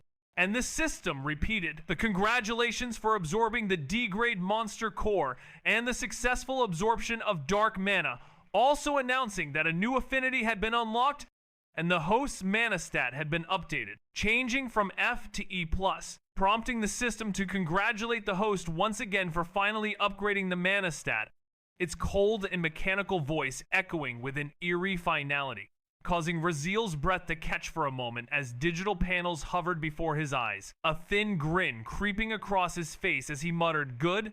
His fingers curling as a faint pulse of dark energy flickered over his palm, and the status window confirmed the update from F to E+, indicating that he had actually done it, achieving for the first time since awakening in this cursed world of white mana, a rise in his mana stat, and he felt a sense of accomplishment, finally seeing the results of his efforts, and the system's notifications continued to echo in his mind, a reminder of his progress and the new abilities he had unlocked, all of which served as a testament to his growth and determination in this strange and challenging world. A breakthrough was achieved, albeit a small one, but the satisfaction was short-lived as something didn't feel quite right.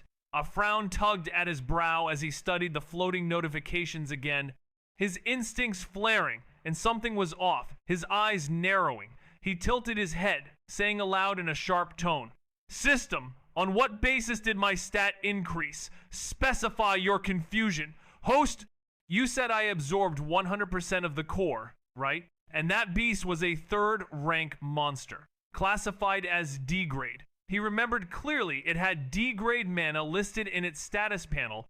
His voice turned colder, more calculating. So why did his mana only rise to E+ instead of straight to D? A brief pause followed. Then the system answered in that familiar neutral tone. You are correct, host.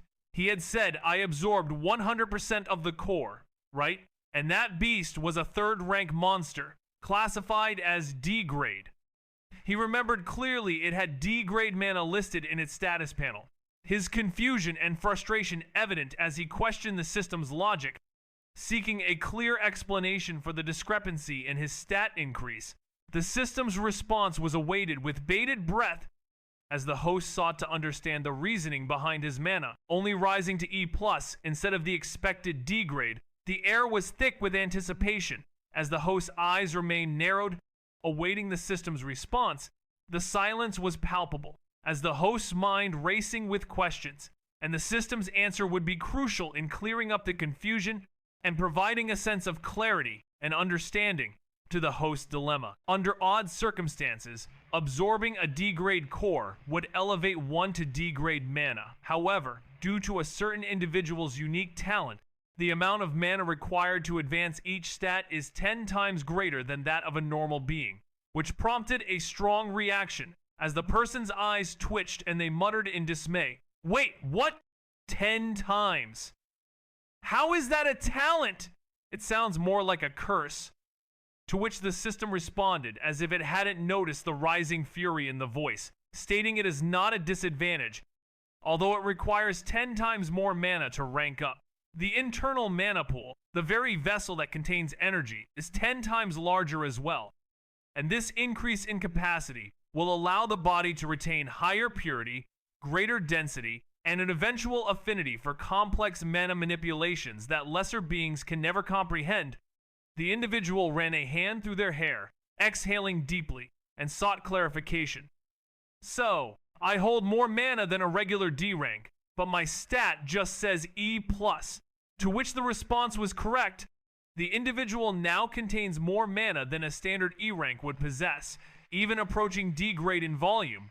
However, until the vessel is completely filled, the stat classification will not update, and a slow realization dawned on the person as they began to understand the implications of their unique situation. He wasn't weak, he was just built differently. A realization that sparked a thoughtful tone in his voice, now low and muttered, as he repeated to himself, I see, and a faint smile crept onto his face as he acknowledged that the system wasn't just about numbers, but about potential.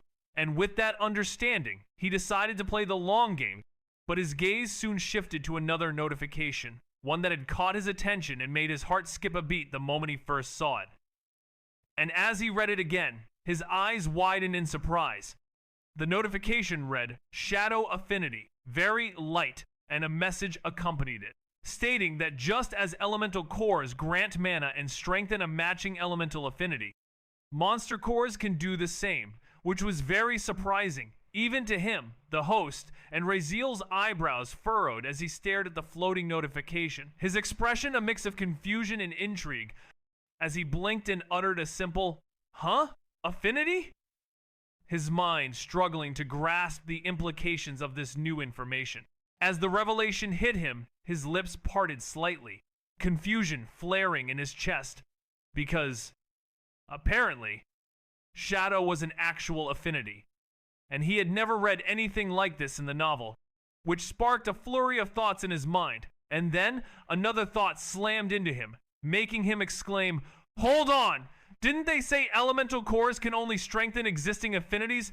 That if someone doesn't already possess a matching attribute, the core would be useless, to which he received a confirmation, yes, That is correct. And Raziel's breath hitched, his heartbeat accelerating as he pondered the implications. Then, this notification unlocked meant he was saying he already had this affinity. It wasn't granted by the monster core, just awakened. And there was a long silence before the system finally responded, affirmative. He had always possessed shadow affinity. It was simply locked, which left him stunned and wondering about the truth behind his abilities. Raziel stood frozen, his mind reeling as he pieced things together like shattered glass falling into place.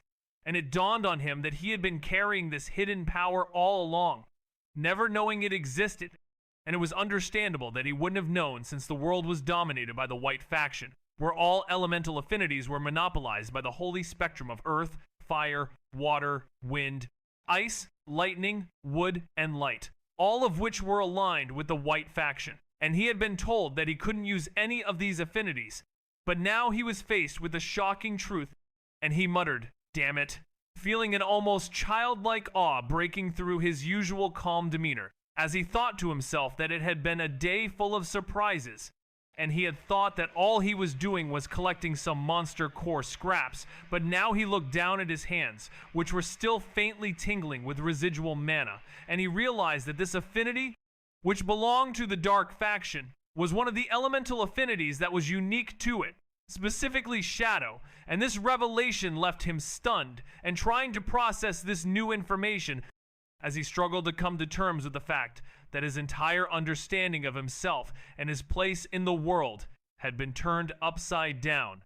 Raziel's eyes widened in astonishment as he struggled to process the revelation, his mind racing with the implications of the Dak faction having its own elemental affinities, a fact that had been kept hidden from him, leaving him to ponder why he had never been told. And his chest tightened as he grappled with the realization that he had been mourning his inability to wield fire, ice, or lightning, when in truth, the answer lay far deeper. And he recalled the system's words, that he had a shadow affinity locked inside him, which sparked a sense of anticipation and hope within him as he took a breath and asked, his voice rising with excitement, if he had only this one affinity, or if there were more, his hunger to know the truth finally surfacing. And for the first time, he felt a sense of optimism, his eagerness to uncover the secrets of his elemental affinities, leaving him almost breathless as he waited with bated breath for the answer, his entire being yearning to understand the true extent of his powers and the possibilities that lay before him. Now that the veil of ignorance had been lifted, and he could see a glimmer of light illuminating the path ahead, a path that was filled with promise and uncertainty, yet he was ready to embark on this journey, to discover the truth about himself and the hidden abilities that lay within him, waiting to be unleashed. It appears that a rather astonishing revelation has befallen a certain individual, prompting a train of thought that meanders through the realm of probability and luck, as he ponders the unlikely event of having vanquished a monster solely by chance, only to discover that this monster shared the same affinity as himself, a coincidence that seems too remarkable to be mere happenstance, and thus he scoffs at the notion, attributing his generally abysmal luck to the improbability of such an encounter, suggesting that if he possessed only one affinity, the likelihood of crossing paths with a monster that shared this affinity would be infinitesimally small. Unless, of course, a particular condition were met, specifically that he possessed the absolute genius talent, which would naturally render him compatible with every elemental affinity, a fact that suddenly stops everything in its tracks, leaving him staring blankly ahead before erupting into uncontrollable laughter. As the absurdity and irony of his situation finally dawns on him, and for the first time, the title of genius, previously a constant reminder of the capricious nature of fate, feels genuinely deserved, prompting him to demand a listing of the specific Dak affinities to which he has access, his excitement and eagerness palpable as he awaits the revelation of the mysteries that his unique talent holds.